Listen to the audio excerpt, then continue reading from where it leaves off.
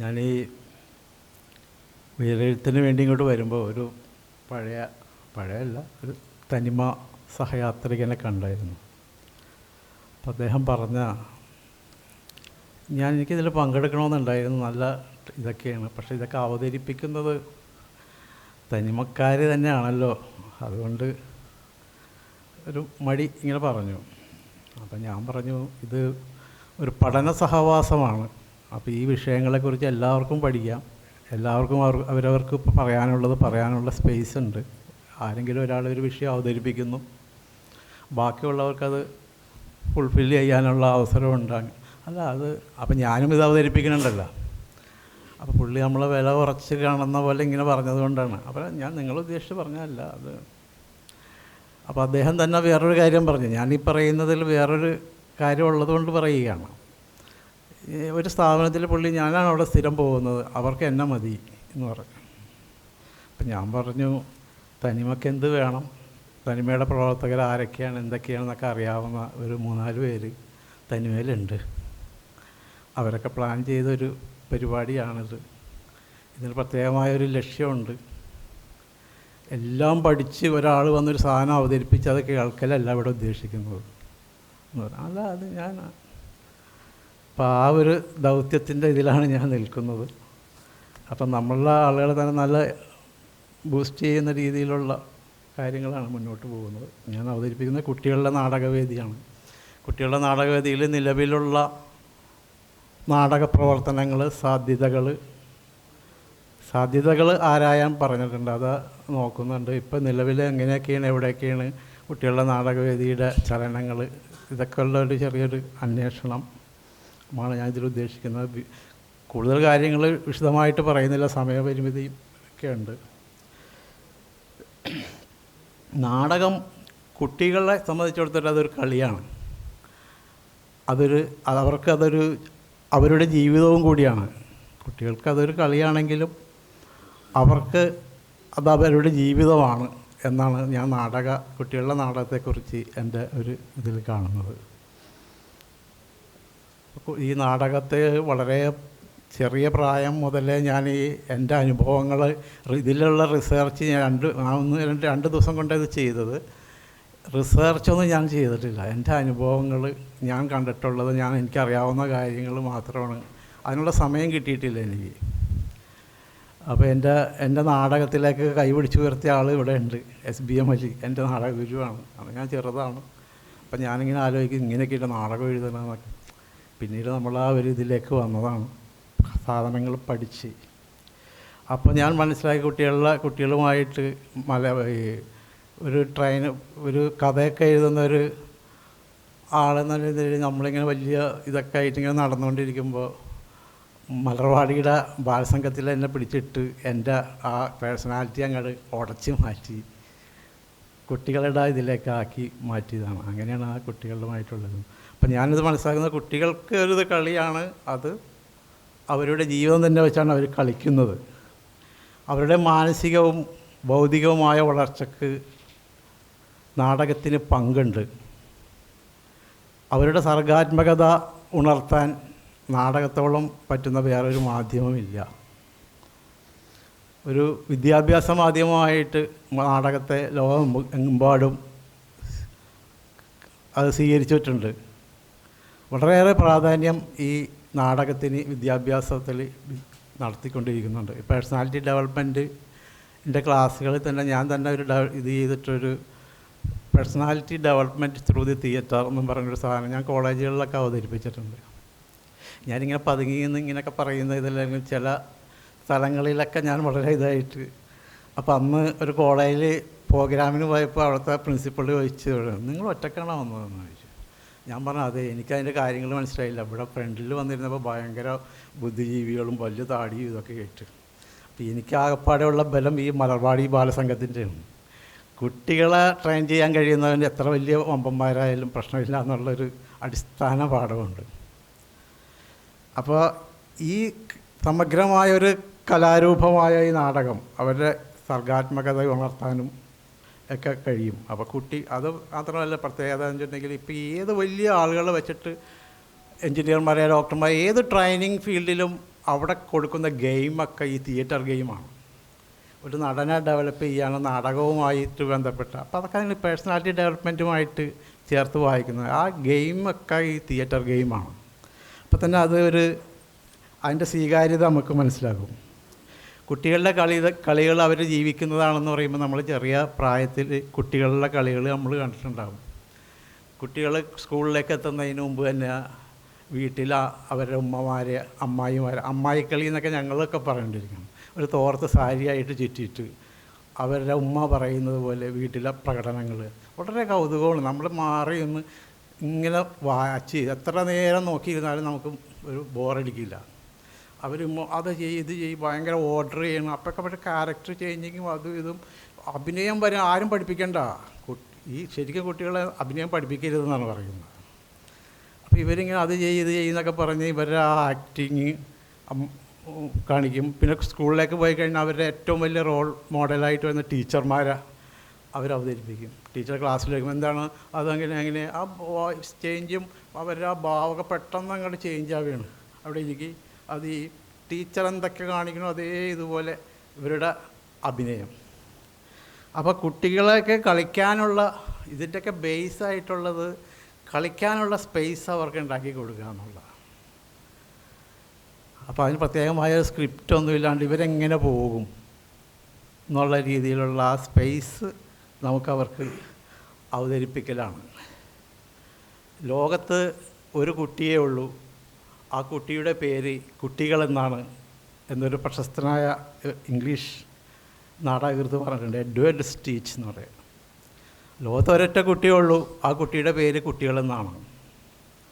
ഈ 16-ാം നൂറ്റാണ്ടിലാണ് കുട്ടികളുടെ നാടകം ഇംഗ്ലണ്ടിലാണ് അതിൻ്റെ തുടക്കം. കുട്ടികളുടെ നാടകത്തെക്കുറിച്ചുള്ള കാര്യങ്ങളും മുന്നോട്ട് വരുന്നത്.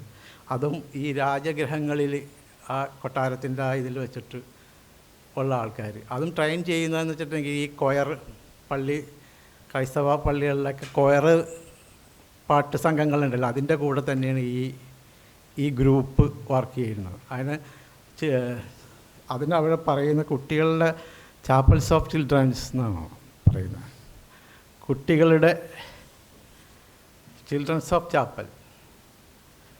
അപ്പോൾ ഈ ചിൽഡ്രൻസ് ഓഫ് ചാപ്പൽ എന്നുള്ളത് പിന്നീട് ഇത് ഷേക്സ്പിയറിൻ്റെ ഒരു നാടകത്തിൽ ഹാംലെറ്റിൽ പറയുന്നുണ്ട്.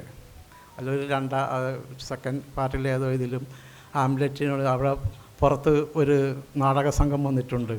അപ്പോൾ അവരെന്തിനാണ് ഇങ്ങനെ ഇറങ്ങി നടക്കുന്നത് ഊരി വിറ്റിക്കൊണ്ട്. അപ്പോൾ ഷേക്സ്പിയറിൻ്റെ നാടകങ്ങൾക്ക് സ്ഥിരമായ നാടകങ്ങളെപ്പോലും ഇവരുടെ ഈ കുട്ടിസംഘങ്ങളുടെ സാന്നിധ്യം അലോസരപ്പെടുത്തി എന്നുള്ളതാണ്. അപ്പോൾ പള്ളി സംഘങ്ങൾ, കപ്പേളയുടെ കുട്ടികൾ എന്നൊക്കെ പറഞ്ഞ് ഇവരെ ഇൻസൾട്ട് ചെയ്യാൻ വേണ്ടിയിട്ട് ഉപയോഗിക്കുന്ന ഒരു വാക്കായി മാറി. നിർഭാഗ്യവശാലോ ഇതോ നമ്മളുടെ കേരളത്തിൽ നോക്കി, ഞാൻ തെക്കൻ കേരളത്തിൽ നോക്കുമ്പോഴും ഈ പള്ളികളിൽ അച്ഛന്മാരും കന്യാസ്ത്രീമാരും ഒക്കെയാണ് ഈ പല ഇവിടുത്തെ പ്രഗത്ഭരായ നാടകകൃത്തുക്കളെയും നാടകക്കാരെയൊക്കെ സൃഷ്ടിച്ചിട്ടുള്ളത്. അവരെ നാടകം പഠിപ്പിക്കുക, മേക്കപ്പ് ചെയ്യുക. ഇപ്പോഴും ഞാൻ കലോത്സവത്തിനൊക്കെ പോകുമ്പോൾ ഏതെങ്കിലും കന്യാസ്ത്രീമാർ എൻ്റെ ഫോണിലുണ്ട് ഫോട്ടോ, മേക്കപ്പ് ചെയ്യണമൊക്കെയാണ്, ഞാൻ ഫോട്ടോ എടുത്തു തരും. നമ്മൾ ഇവർ ഭയങ്കര ഇത് ചെയ്തിട്ടുണ്ട്. പള്ളികളിൽ പ്രൊഫഷണൽ ട്രൂപ്പുകളൊക്കെ ഉള്ള ആലുവയിലൊക്കെ ഒരുപാട് ഇതൊക്കെ ഉണ്ടായിരുന്നു. അപ്പോൾ ഇതൊക്കെ ഇതിൻ്റെ ഭാഗമായിട്ടായിരിക്കും എന്ന് പറയും. ഈ കുട്ടികളുടെ ഈ ഗ്രൂപ്പിൽ ആൺകുട്ടികൾ മാത്രമേ ഉള്ളൂ, പെൺകുട്ടികളില്ല. അപ്പോൾ ഈ പെണ്ണിന് പകരം പെൺവേഷം കെട്ടുന്ന ഒരു സാധ്യതയും ഒക്കെ ഇങ്ങനെയൊക്കെ ഉണ്ടായതാണെന്ന് പറയുന്നു. പിന്നെ ചാവറ കുര്യാക്കോസ് അച്ഛൻ്റെ പുള്ളി ആദ്യകാല കുറേ നാടകങ്ങളൊക്കെ കണ്ടെടുത്ത് ഇപ്പോൾ അത് പുറത്തൊക്കെ കൊണ്ടുവരുന്നുണ്ട്. അപ്പം നാടകത്തിന് അവരുടെ ഒരു പിന്തുണയൊക്കെ നമുക്ക് മനസ്സിലാക്കാൻ കഴിയും. 1921 റഷ്യയിലാണ് ഒരു കുട്ടികളുടെ ഒരു നാടക സംഘം വരുന്നത്. അത് നതാലി സാറ്റ്സ് എന്ന് പറയുന്ന ആളാണ് ഒരു ചിൽഡ്രൻസ് തിയേറ്റർ അവിടെ വരുന്നത്. അപ്പോഴും ആ ചിൽഡ്രൻസ് തിയേറ്ററിന് ഒരു പ്രത്യേകത എന്ന് വെച്ചിട്ടുണ്ടെങ്കിൽ അത് കുട്ടികൾക്ക് വേണ്ടിയുള്ള നാടകങ്ങൾ അവതരിപ്പിക്കലായിരുന്നു. കുട്ടികളുടെ മാത്രമായിട്ടുള്ളൊരു നാടകവേദിയായിരുന്നില്ല. 1950കളിലാണ് ഇന്ത്യയുടെ സ്വാതന്ത്ര്യത്തിന് ശേഷം ഇന്ത്യയിൽ ഒരു കുട്ടികളുടെ നാടകത്തെക്കുറിച്ചുള്ളൊരു ചർച്ച പോലും വരുന്നത്. 58 ഡൽഹിയിൽ ഏഷ്യൻ തിയേറ്റർ ഇൻസ്റ്റിറ്റ്യൂട്ട് രൂപീകരിക്കൽ. ഒരു കമലാദേവി ചതോപാധ്യായ എന്ന് പറഞ്ഞൊരു ബംഗാളി സ്ത്രീയാണ് ഈ കുട്ടികളുടെ നാടകവേദി രൂപം കൊടുക്കുന്നതും അതിനുശേഷം അതിൻ്റെ ചുവട് പിടിച്ചിട്ടാണ് NSD, national school of drama വരുന്നതൊക്കെ. നാഷണൽ സ്കൂൾ ഓഫ് ഡ്രാമ വന്നതിന് ശേഷം 58-59 നിലവിൽ വന്ന് അതിൻ്റെ പ്രവർത്തനം വരുമ്പോഴത്തേക്കും പാരലായിട്ടുള്ള ഒരുപാട് നാടക സംഘങ്ങൾ, പരിശീലനങ്ങൾ, സമാന്തര സംഘങ്ങൾ ഒക്കെ ഇങ്ങനെ ഉണ്ടായിട്ടുണ്ട് എല്ലായിടത്തും ഈ സന്ദേശം എത്തിക്കാൻ വേണ്ടിയിട്ട്. മലയാളത്തിലേക്ക് വരുമ്പോൾ 1970-കളിലാണ് കുട്ടികളുടെ നാടകവേദിയുടെ ഇത് വരുന്നത്. G Sankara Pillai sir, Ramanujan sir ഒക്കെയാണ് ഇതിനു വേണ്ടിയുള്ള പ്രവർത്തനങ്ങൾ ആരംഭിക്കുന്നത്. ഞാൻ ഇതിൽ ഇടയ്ക്കൊന്ന് പറഞ്ഞോളട്ടെ, ഞാനിപ്പോൾ മറ്റേ ഇത് പറഞ്ഞപ്പോൾ എനിക്ക് മലയാളത്തിലെ എല്ലാ പ്രഗത്ഭരായ നാടകക്കാരുടെയും ക്ലാസ്സുകളിൽ പങ്കെടുക്കാനായിട്ട് എനിക്ക് കഴിഞ്ഞിട്ടുണ്ട്. പിള്ള സാറിൻ്റെ മാത്രം പുള്ളി ടെക്സ്റ്റ് മാത്രം, പുള്ളി ക്യാമ്പിനൊന്നും പോകില്ലല്ലോ. ആ ഒരു ഭാഗ്യം കിട്ടിയിട്ടുള്ള ഒരാളാണ് ഞാൻ. ഈ രാമാനുജൻ സാറായിട്ടൊക്കെ എനിക്ക് വളരെ അടുപ്പമുണ്ട്. അപ്പോൾ 77-ലാണ് സ്കൂൾ ഓഫ് ഡ്രാമ രൂപീകരിക്കുന്നത്. സ്കൂൾ ഓഫ് ഡ്രാമ രൂപീകരിക്കുന്ന അതേ ഇതിൽ തന്നെ ചിൽഡ്രൻസ് തിയേറ്ററും വരെയാണ്. ഈ ഇവരുടെ സിലബസിൽ ചിൽഡ്രൻസ് തിയേറ്റർ വലിയൊരു ഭാഗമാണത്. അപ്പോൾ ഇന്നലെ ഹിക്മത്തുള്ള ഇവിടെ പറഞ്ഞു കഴിഞ്ഞപ്പോൾ അപ്പം ഞാനും ചിന്തിക്കുന്നത് പോലെ, അല്ലെങ്കിൽ ഹിക്മത്തുള്ളയും ചിന്തിക്കുന്നത് പോലെ പലരും ഉണ്ടെന്നുള്ള ഈ സ്കൂൾ ഓഫ് ഡ്രാമയിലേക്ക് ചേരാൻ വേണ്ടി നടന്നിട്ടുള്ള ഒരാളാണ് ഞാൻ. പക്ഷേ അദ്ദേഹം വണ്ടി കയറി ഇവിടെ വന്ന് അന്വേഷിക്കുകയൊക്കെ ചെയ്തു. ഞാനൊരു ഇൻലൻഡിലാണ് ഒരു ലെറ്റർ അയച്ചത്, ഒരു ലേഖനം കണ്ടിട്ട്. എന്നിട്ട് പി ബാലേന്ദ്രൻ എനിക്കൊരു മറുപടി, വിശദമായൊരു മറുപടിയൊക്കെ അയച്ചിട്ടുണ്ട്. അപ്പോൾ അവരോട് തടസ്സം പറഞ്ഞതുപോലെ സാമ്പത്തിക ഇതുകൊണ്ടാണ് അവിടെ ചേരാൻ കഴിയാതെ പോയത്. ഇപ്പോൾ ഈ നാടകവും വിദ്യാഭ്യാസത്തിൽ നാടകവുമായിട്ട് ഒരുപാട് ബന്ധങ്ങളുണ്ട്. ഇപ്പം ഞാൻ തന്നെ 4ാം ക്ലാസ്സിൽ പഠിച്ചുകൊണ്ടിരിക്കുമ്പോൾ തന്നെ ഒരു ജാതീയതക്കെതിരായിട്ടൊരു പാഠമുണ്ടായിരുന്നു. പലരും നിങ്ങൾ കേട്ടോ പറഞ്ഞോ അറിയുമായിരിക്കും. അപ്പവും പേങ്ങനെന്നും പറഞ്ഞെന്തോ ആണ് അതിൻ്റെ ഇതിൽ.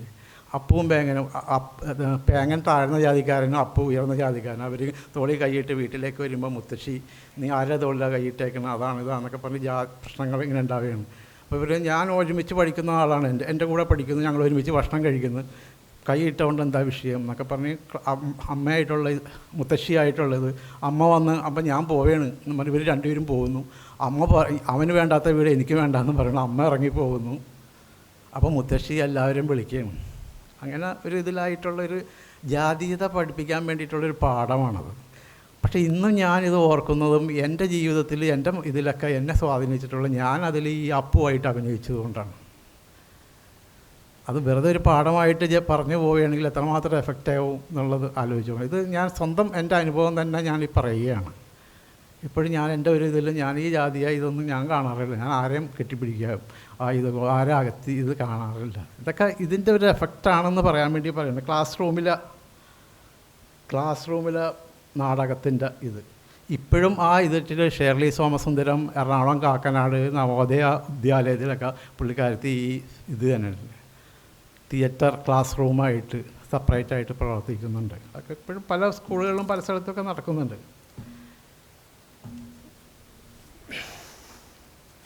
അപ്പോൾ ഇവരുടെ ആത്മവിശ്വാസങ്ങളും അവരുടെ സന്തോഷങ്ങളും ഒക്കെ പങ്കിടാൻ ഈ ഒരു അവസരങ്ങളൊക്കെ അവർക്ക് ഈ നാടകത്തിലൂടെ ഒക്കെ ഉണ്ടായി വരുന്നുണ്ട്. പിന്നെ നാടക പഠനത്തിലുള്ള നമ്മുടെ പാഠ്യപദ്ധതിയിലുള്ള ഒരു കാര്യങ്ങളൊന്നും നമ്മൾ വിശദമായിട്ടല്ല അതൊന്ന് പരാമർശിച്ച് പോകേണ്ടതുണ്ട്. അതിൽ ഏറ്റവും വലിയ സ്കൂൾ നാടകവേദിയിൽ നിൽക്കുന്നത് സ്കൂൾ നാടക കലോത്സവമാണ്, സ്കൂൾ കലോത്സവമാണ്. അവിടെ സ്കൂളിൽ നാടക മത്സരം നടത്തുന്നു, ഉപജില്ലയിൽ പോകുന്നു, ജില്ലയിൽ വരുന്നു, സ്റ്റേറ്റിൽ വരുന്നു. വലിയ ഒരു മത്സരമാണ്. പോകാൻ പറ്റുന്നിടത്തൊക്കെ പോകാറുണ്ട്, കാണണം. ഭയങ്കര സംഭവങ്ങളാണ്. പക്ഷേ ഈ സാധനം ചെയ്യുന്നത് സ്കൂളിൽ മത്സരം നടക്കുമ്പോൾ കിട്ടുന്ന 1ാം സമ്മാനം കിട്ടുന്ന നാടകമല്ല ഉപജില്ലയിൽ പോകുന്നത്. അതിങ്ങനെ മത്സരം നടക്കും. അല്ലെങ്കിൽ ചില സ്കൂളിൽ ഈ ടീമിനെ ആരെയും പങ്കെടുപ്പിക്കാണ്ട് വേറൊരു ടീമിനെ എടുത്തിട്ടായിരിക്കും ചെയ്യുന്നത്. അവർക്ക് വല്ല പരിശീലനമൊന്നും ഇല്ലാണ്ട്. അപ്പോൾ അതും ഇപ്പോൾ നാടകം അതിൻ്റെയൊക്കെ സ്കൂൾ നാടകവേദി നേരിടുന്ന പ്രശ്നങ്ങളെന്ന് വെച്ചിട്ടുണ്ടെങ്കിൽ പൈസ ഉള്ളതിന് മാത്രമേ ഈ മത്സരത്തിൽ പങ്കെടുക്കാൻ പറ്റുള്ളൂ. അപാരമായ സെറ്റിങ്ങാണ്. സ്റ്റേജൊക്കെ എടുത്ത് മാറ്റി ചെന്ന് നോക്കുമ്പോൾ ചിലപ്പോൾ ഒരു കപ്പലായിരിക്കും. കഴിഞ്ഞ ഇതിലൊരു കപ്പലാണ്, അല്ലെങ്കിൽ ഒരു വലിയൊരു ക്ലോസറ്റ്, അങ്ങനെയൊക്കെ വലിയ വലിയ ചിലപ്പോൾ സ്ഥലം നിൽക്കാനൊരിടം നാടകക്കാർ പറയും, നിൽക്കാനൊരിടവും ഒരു ബാക്കിലൊരു മറയുണ്ടെങ്കിൽ ഇത് അവർക്ക് നിൽക്കണില്ല നിലത്ത്, ഏറലൊക്കെ നിന്നിട്ടാണ് എന്നിട്ട് സ്ഥലം ഇട്ടിട്ട് ഭയങ്കര സെറ്റിങ്, എത്ര ലക്ഷം രൂപ ചിലവാക്കിയിട്ടാണെന്ന് അറിയാം. അപ്പോൾ ഇത് സാധാരണ ആളുകൾ സ്കൂളുകൾക്ക് ഇതിൽ പങ്കെടുക്കാൻ പറ്റില്ല. ഇനി അങ്ങനെയാണെങ്കിൽ തന്നെയോ ഇവിടെ വരുന്ന ഇതിൻ്റെയൊക്കെ കുഴപ്പങ്ങളെന്ന് വെച്ചിട്ടുണ്ടെങ്കിൽ നാടകം പഠിപ്പിക്കാൻ വരുന്ന അയാളാണ് ഈ നാടകത്തിൻ്റെ വിഷയമൊക്കെ തീരുമാനിക്കുന്നത്. എന്ത് കുട്ടികളെ കൊണ്ട് വിജയിപ്പിക്കണം, അയാൾക്ക് ഈഡൻ അജണ്ട ഉണ്ടാവും. അപ്പോൾ സ്റ്റേജിൽ കയറുന്നതിന് മുമ്പായിരിക്കും വന്ന് പറയണത് ഈ ഡയലോഗ് അവിടെ കയറ്റിയിടണം കേട്ടോ, അതൊന്നല്ലെങ്കിൽ മതവിരുദ്ധമായിരിക്കും, അല്ലെങ്കിൽ ആൻറ്റി ഗവൺമെൻറ് സാധനങ്ങളൊക്കെ, അതൊക്കെയാണ് വിവാദങ്ങളായി മാറുന്നത്. ഇതുവരെ അവരെ പഠിപ്പിച്ചിട്ടില്ല. പഠിപ്പിക്കുന്ന ടീച്ചർ ആ ടൈമിൽ വന്നിട്ട് മോനെ അവിടെ പറയുമ്പോൾ നീ ഈ ഡയലോഗ് പറയണം കേട്ടോ എന്ന് പറയും. അവനതിൽ ഭയങ്കര ഇതുകൊള്ളയാണ്. സിസ്റ്റത്തിൽ, കരിക്കുലം സിസ്റ്റത്തിൽ ഈ നാടകം കൊണ്ട് കുട്ടികളുടെ പേഴ്സണാലിറ്റിയുമായിട്ട് ബന്ധപ്പെട്ട് പല കാര്യങ്ങളും ആ കാര്യങ്ങളെല്ലാം ഇവിടെ ഉണ്ടാവുന്നത്. എന്തെങ്കിലും പ്രോബ്ലം വന്ന് മൈക്ക് പ്രോബ്ലം വന്ന് നാടകം കളിക്കുക, കുട്ടികൾ കരയും കിടന്ന്, ഞാൻ അവരുടെ അടുത്ത് ചെല്ലും, എന്നുവെച്ചാൽ എന്താണ് പ്രശ്നം. അപ്പോൾ അതിങ്ങനെ കാണാം, നമ്മൾ നിങ്ങളുടെ നാടകം ഈ 3 പേര് കണ്ടാൽ മതി, അവർക്ക് മനസ്സിലായിട്ടുണ്ട്, നിങ്ങൾക്ക് കിട്ടും. അല്ല മുഴുവൻ പേരെ കാണാൻ പറ്റിയില്ല. ഞാൻ എന്താണ് നിങ്ങളുടെ നാടകം, എന്തിനെക്കുറിച്ച് ഇത് പറയണത് അറിയില്ല. നമ്മളെന്താ ചോദിച്ചാൽ അത് സാറ് പറഞ്ഞാൽ. അപ്പോൾ ഈ നാടകം കൊണ്ട് ഉദ്ദേശിക്കുന്ന കാര്യം ഈ കുട്ടികൾക്ക് പോലും കിട്ടാറില്ല. അതേപോലെ തന്നെ ഈ കുട്ടികൾ അഭിനയിച്ച ഈ നാടകം ആ കുട്ടികളുടെ സ്കൂളിലെ മുഴുവൻ കുട്ടികളും കണ്ടിട്ടില്ല. സ്കൂളിന് പോയിൻ്റ് കിട്ടാൻ വേണ്ടി ഞാൻ ചോദിക്കപ്പെടും, നിങ്ങളുടെ സ്കൂളിനുള്ള സമ്മാനം ആ നാടകം കണ്ടോ? ഇല്ല. പിന്നെ എന്തിനാ ഈ ഇത്രയും രൂപയൊക്കെ ഇട്ട് സ്കൂൾ നാടകങ്ങൾ നടത്തുന്നു? അങ്ങനെയുള്ള ഒരുപാട് പ്രശ്നങ്ങൾ സ്കൂൾ നാടകവേദിയുമായിട്ടുണ്ട്. അതോടൊപ്പം തന്നെ സ്കൂളിൽ നമുക്ക് പലർക്കും അറിയാത്തതും പല സ്കൂളുകളിലും നടത്താത്തതുമായിട്ടുള്ള ചില സംഭവങ്ങളുമുണ്ട്. ഇതൊക്കെ നമ്മൾ പഠിച്ചിട്ട് വേണം കുട്ടികളുടെ നാടകവേദിക്ക് നമുക്ക് എന്ത് ചെയ്യാൻ കഴിയുമെന്ന് ആലോചിക്കേണ്ടത്. അതുകൊണ്ട് പറയുകയാണ്, ആർട്ട് എഡ്യൂക്കേഷൻ എന്ന് പറഞ്ഞൊരു പരിപാടിയുണ്ട്. 1ാം ക്ലാസ് തുടങ്ങി 10ാം ക്ലാസ് വരെ. അതിൽ 2-3 കലാരൂപങ്ങൾ പഠിപ്പിക്കുന്നതിൽ പ്രധാനപ്പെട്ട നാടകമാണ്. അപ്പോൾ ഈ നാടകം ക്വസ്റ്റ്യൻ പേപ്പർ ഇട്ട് ആൻസറൊന്നും എഴുതണ്ട, അവരുടെ പ്രസൻറ്റേഷൻ ആവിഷ്കാരത്തിൽ ഗ്രേഡ് ഇട്ട് കൊടുത്തിട്ടാണ് ഇവർ ഇത് ചെയ്യുന്നത്. അപ്പോൾ ഇതിന് വലിയ പ്രാധാന്യം കൊടുക്കും. അവിടെ കൊടുത്തേക്കണൊക്കെ എന്ന് വെച്ചിട്ടുണ്ടെങ്കിൽ ഇവരുടെ ഭാഷാ വികസനം, അവരുടെ ഉച്ചാരണം, ശരീരഭാഷ, ഇതൊക്കെ വെച്ചിട്ടാണ്. ഈ സ്കൂൾ നാടകവേദിയിലൊക്കെ നാടകം കണ്ടിട്ടുള്ളവർക്കറിയാം, ഡയലോഗ് പ്രസൻറ്റേഷനൊക്കെ വെറുതെ നീ തൊള്ള തുറക്കലടാ എന്നൊക്കെ നമ്മൾ പറയില്ലേ, വെറുതെ തൊള്ള തുറക്കൽ. ഈ തൊള്ള തുറക്കലാണ് അവിടെ പിള്ളേരെ കൊണ്ട് ചെയ്യിപ്പിക്കുന്നത്. ഒരു ഡയലോഗ് നല്ല രീതിയിൽ പ്രസൻറ്റ് ചെയ്യാൻ പോലും പറ്റാത്ത നാടകങ്ങളാണ് അവിടെ. ഇവർ ചുമ്മാ ഇതിനും ഓരോ ആക്ഷനും ഓരോ ഇതൊക്കെയാണ് കൊടുക്കുന്നത്. ശരിക്കും അത് ഉപയോഗപ്പെടുത്തുന്നില്ല. അതൊക്കെ ഈ ഇതിലുണ്ട്, കരിക്കുലത്തിൽ പറയുന്നുണ്ട്. മൂവ്മെൻറ്റ്സ്, ബോഡി ചലനങ്ങൾ, ബോഡി ലാംഗ്വേജ്, അത് ഉച്ചാരണം, ഇതൊക്കെ ഇതിൽ പെടുത്തിക്കൊണ്ടാണ് ഈ ആർട്ട് എഡ്യൂക്കേഷൻ നടക്കുന്നത്. അത് വരുന്നില്ല. അപ്പോൾ ഈ ക്ലാസ് റൂം സജീവമാകണമെന്നില്ല. ക്ലാസ് റൂമിലെ നാടകം എന്ന് പറയുമ്പോൾ അലക്സാണ്ടർ ചക്രവർത്തി പറഞ്ഞിട്ടുണ്ടല്ലോ, ഞാൻ എൻ്റെ ജീവിതത്തിൽ എൻ്റെ പിതാവിനോട് കടപ്പെട്ടിരിക്കുന്നു, എൻ്റെ നന്നായി ജീവിക്കാനായിട്ട് ഉള്ള പഠനം എൻ്റെ ഗുരുനാഥനിൽ നിന്ന് കിട്ടിയിരുന്നു. അപ്പോൾ ഈ അധ്യാപകരിൽ നിന്ന് കിട്ടേണ്ട സാധനമാണ്. നടന് വേണ്ട ശബ്ദം, മനസ്സ്, ഭാവം, ഇതൊക്കെ ഈ ടൂള് ഉപയോഗിച്ചുകൊണ്ട് ക്ലാസ് റൂമുകൾ ചലിപ്പിക്കണം. ഇവിടെയൊക്കെ വന്ന പ്രശ്നം എന്താണെന്ന് വെച്ചിട്ടുണ്ടെങ്കിൽ ഈ നാടകം അറിയാവുന്ന, തിയേറ്റർ അറിയാവുന്ന അധ്യാപകർ ഇല്ല എന്നുള്ളതാണ്. അപ്പോൾ അതിലേക്കൊന്നും ആ രീതിയിലേക്കൊന്നും അവിടെ എത്തില്ല. ക്ലാസ് റൂമിൽ ഇത് അവിടെ എത്തുന്നില്ല. ക്ലാസ് റൂമിലെ അധ്യാപകൻ ഒരു സർഗാത്മക അധ്യാപകനാണ് ആകേണ്ടത്. സർഗാത്മക അധ്യാപകൻ. നാടകത്തെക്കുറിച്ചൊക്കെ വല്ല അവഗണനയോടുകൂടി ഓരോ വിദ്യാർത്ഥികൾക്കും അവർ ഇന്ന് കേൾക്കാനും അവർക്ക് സംസാരിക്കാനും എഴുതാനും വായിക്കാനും ഒക്കെ ഉള്ള കഴിവ് ആർജിക്കണമെന്നുണ്ടല്ലോ, അതെല്ലാം ഈ നാടകത്തിലൂടെ ഫുൾഫിൽ ചെയ്യുന്നുണ്ട്. ഈ കരിക്കുലത്തിൻ്റെ ഇവരുടെ ഈ ഇത് വെച്ചുകൊണ്ട് ലൈഫ് സ്കില്ല് വേൾഡ് ആരോഗ്യ സംഘടന നിർദ്ദേശിച്ച 10 ലൈഫ് സ്കിൽസ്, അതും ഇതൊക്കെ ഇതിൽ ഇംപ്ലിമെൻറ്റ് ചെയ്യുന്നുണ്ട്. പക്ഷെ അതൊക്കെ ഫലവത്താവണമുണ്ടോ എന്ന് ചോദിച്ചിട്ടുണ്ടെങ്കിൽ ഇല്ല എന്ന് തന്നെ പറയേണ്ടി വരും. അതേസമയം തന്നെ വേറൊരു സാധനം കൂടിയുണ്ട്. അതിനൊക്കെ ഇടയ്ക്ക് ക്ലാസ് എടുക്കാനൊക്കെ വിളിക്കും. പിന്നെ ഇങ്ങനൊരു സംഭവം ഉണ്ടോ എന്ന് പറയും. വിദ്യാരംഗം എന്നും പറഞ്ഞിട്ടൊരു സംഭവമുണ്ട്. ആദ്യം സർവശിക്ഷ അഭിയാനായിരുന്നു, ഇപ്പോൾ അത് വേറെ പേരിലാണ്. അപ്പോൾ അവിടെ അതിന് പിള്ളേരുടെ കലാപഠനത്തിന് വേണ്ടി ശില്പശാലകൾ നടക്കുന്നുണ്ട്. അവിടെ നാടകം എന്ന് മാത്രം ഒരു ടൈറ്റിൽ മാത്രമല്ല, നാടകം അഭിനയം രണ്ടാണ്. അപ്പം എത്രമാത്രം ഇമ്പോർട്ടൻസ് കൊടുത്തിട്ടാണ് അത് ചെയ്യണമെന്നൊക്കെ. അവിടെ ആരെങ്കിലുമൊക്കെ കിട്ടുന്നവരെ കൊണ്ടുവന്ന് ഇത് കാണിച്ച് ഒറ്റ ദിവസം കൊണ്ട് കഴിയും. ഇത് ശരിക്കും സ്കൂളിൽ ആദ്യം ചെയ്യണം എന്നുള്ളതാണ് ഈ ശില്പശാല. കുട്ടികളുടെ ഈ ശില്പശാല നാടക ഇത് ചെയ്യുന്നത്, വിദ്യാരംഗത്തിൻ്റെ ചെയ്യുന്നത് സ്കൂളിൽ ചെയ്തിട്ട് അവിടെ നിന്ന് സെലക്ട് ചെയ്ത ആളെയാണ് ഉപജില്ലയിലെത്തിക്കേണ്ടത്, പിന്നെ അത് സ്റ്റേറ്റ് തലത്തിലേക്ക്. അപ്പോൾ അതിൻ്റെ പ്രോസസ്സ് ശരിയായിട്ട് നടക്കുന്നില്ല. എന്തെങ്കിലുമൊക്കെ സംഭവം നടക്കുന്നുണ്ട് പല സ്ഥലത്തും, ആരെങ്കിലുമൊക്കെ വിളിക്കും. ഞാൻ 1-2 സ്ഥലത്തൊക്കെ പോയിട്ടുണ്ട്. അപ്പോഴാണ് ഇതൊക്കെ മനസ്സിലാവും, ഇങ്ങനെയൊക്കെ സംഭവങ്ങൾ ഇവിടെ ഉണ്ടോയെന്ന്. അതുപോലെ എന്തോരം ഫണ്ട് മറ്റേ കലോത്സവത്തിന് വേണ്ടി ഇതിനു വേണ്ടി കുറച്ചും കൂടി ഫണ്ട് കൊടുത്തിരുന്നെങ്കിൽ കുറേ കുട്ടികളെങ്കിലും, ഇപ്പോൾ ഒരു കുട്ടി 2 കുട്ടികളെയൊക്കെ പങ്കെടുപ്പിക്കുകയുള്ളൂ. അപ്പോൾ ആ സ്കൂളിലുള്ള മുഴുവൻ കുട്ടികൾക്ക് ഇത് കിട്ടുന്നില്ല. അത് കിട്ടാൻ വേണ്ടിയാണ് സ്കൂളിൽ നടത്തണമെന്ന് പറയുന്നത്. ഇത് എല്ലാവർക്കും കിട്ടണ്ടേ? ഇത് പേഴ്സണാലിറ്റി ഡെവലപ്മെൻറ്റ്, ഒരു മനുഷ്യനെ സൃഷ്ടിക്കുന്ന നല്ല വ്യക്തിത്വങ്ങളെ സൃഷ്ടിക്കാൻ വേണ്ടിയിട്ടുള്ളതല്ലേ ഇത്. നാടകം വായിച്ച് നല്ല നടനായിട്ടുള്ള അവാർഡ് കിട്ടാൻ വേണ്ടിയിട്ടല്ലല്ലോ. അപ്പോൾ അങ്ങനെയുള്ള സംഭവങ്ങൾ നടക്കുന്നില്ല. പിന്നെ വേറൊരു വിദ്യാരംഗത്തിൻ്റെ പറഞ്ഞു. അപ്പോൾ അതിൽ പ്രശ്നങ്ങൾ വരുന്നത് ഇതാണ്, അധ്യാപകർ നാടകത്തെക്കുറിച്ചുള്ള അവബോധമുള്ള അധ്യാപകരില്ലാത്തതുകൊണ്ട് ഈ സംഭവം പ്രോസസ്സുള്ള. ചില സ്കൂളിൽ അങ്ങനെ ഒരു ഇതില്ല, അവർ ഗ്രേഡൊക്കെ മാർക്കൊക്കെ കൊടുക്കും എന്തെങ്കിലുമൊക്കെ ഒരു ഇതിൽ വെച്ചിട്ടുണ്ട്, ശരിയായ രീതിയിലൊന്നും പോവില്ല. അപ്പം നമ്മളുടെ സർക്കാർ അതിനൊക്കെ വളരെ ഭംഗിയായിട്ട് ഇതൊക്കെ പ്ലാൻ ചെയ്തിട്ടുണ്ടെന്നുള്ളത് ഞാൻ എടുത്ത് പറയുകയാണ്. അധ്യാപകരില്ലാത്തതാണ് കുഴപ്പം. പിന്നെ വേറൊരു ഒരു സംഭവം നമ്മൾ ഇന്നലെ ഇടതുപക്ഷ നാടകങ്ങളെക്കുറിച്ച് പറഞ്ഞതുപോലെ, അപ്പോൾ ഞാൻ ആലോചിക്കുന്നു, വേനൽ തുമ്പികൾ എന്നും പറഞ്ഞിട്ടുണ്ട് ഇടതുപക്ഷത്തിൻ്റെ ബാലസംഘത്തിൻ്റെ ഒരു വേനൽക്കാല കലാജാഥയുണ്ട്. അതും ഞാനീ പറഞ്ഞ പോലെ എൻ്റെ ചെറുപ്പത്തിൽ, എൻ്റെ ചെറിയ പ്രായത്തിൽ ഈ 4ാം ക്ലാസ്സിലും 5ലൊക്കെ പഠിക്കുമ്പോൾ എന്നെ ഒരുപാട് പ്രചോദിപ്പിച്ച ഒരു സംഭവമാണ്. ഇതൊക്കെ ഞാൻ അനുഭവത്തിൻ്റെ വെളിച്ചത്തിൽ പറയുകയാണ്. പക്ഷേ ഇത് നല്ല എഫക്റ്റീവാണ്. അവർ പ്രകൃതി സ്നേഹം, പരിസ്ഥിതി, ആരോഗ്യം, വായന, അങ്ങനെ ഒരുപാട് വിഷയങ്ങളെ വെച്ചുകൊണ്ടുള്ള ചെറിയ ചെറിയ ലഘു നാടകങ്ങൾ എത്ര മനോഹരമായിട്ട് അവതരിപ്പിക്കുക. അത് നല്ല പിള്ളേർ ഭയങ്കര ഇതാണ്, നൃത്തം ഇതൊക്കെ ഉണ്ട്. പക്ഷേ ഇത് എല്ലാ കുട്ടികളെയും, ഇതിൻ്റെ ന്യൂനത എന്ന് പറയുന്നത് എല്ലാ കുട്ടികളെ അതിൽ ഉൾക്കൊള്ളാൻ പറ്റുന്നില്ല. അതായത് ഇപ്പോൾ ഒരു ഇടതുപക്ഷ സഖാക്കളുടെ നമ്മുടെ കുട്ടികളെ വിടാൻ നമുക്കൊരു മടിയുണ്ട്. അവർ തടയുന്നില്ലെങ്കിലും പോകാനൊരിത്, അത് അവർ ഈ പറഞ്ഞ മാതിരി അവർക്ക് അവരുടേതായ ലക്ഷ്യങ്ങളും ചില ഈ മറ്റേ സ്കൂൾ നാടകത്തിൽ വന്ന് ഡയലോഗ് കുത്തിക്കയറ്റണം വരെ ഇവർക്കും ചില ഹിഡൻ അജണ്ടകൾ അതിലുണ്ടാവും. അപ്പോൾ ഇത് ഒരു നല്ലൊരു സംഭവമാണ്. ശരിക്കും പറഞ്ഞാൽ കേരളത്തിൽ നിലനിൽക്കുന്ന ഒരു പാരൽ ഇതിലുള്ള വേദി എന്ന് തന്നെ പറയാം ഈ വേനൽ തുമ്പികൾ. ഈ വർഷം മാത്രം നടന്നില്ല. എന്നെ ചിലപ്പോഴൊക്കെ വിളിക്കാറുണ്ട് ഇവർ. ഈ വർഷം ഇലക്ഷൻ്റെ ഇതിലും മതിമറന്നവർക്ക് ഈ വർഷം നടത്താൻ പറ്റിയിട്ടില്ല. 90കളിലാണ് തുടങ്ങിയത്. KJ ബോസാണ് ഇതിൻ്റെ ആചാര്യം. അതുമാത്രമല്ല എല്ലാ ബുദ്ധിജീവി ഇടതുപക്ഷ സഹയാത്രികരുടെയും സഹായങ്ങളും സഹകരണങ്ങളും ഒക്കെ അവർക്ക് ഇതിലുണ്ട്. ഒരു പ്ലേ രൂപപ്പെടുത്താനും എല്ലാത്തിനും അവർക്ക് ഭയങ്കര സഹായമുണ്ട്. എല്ലാം അവരുടേതാക്കി മാറ്റുകയാണല്ലോ.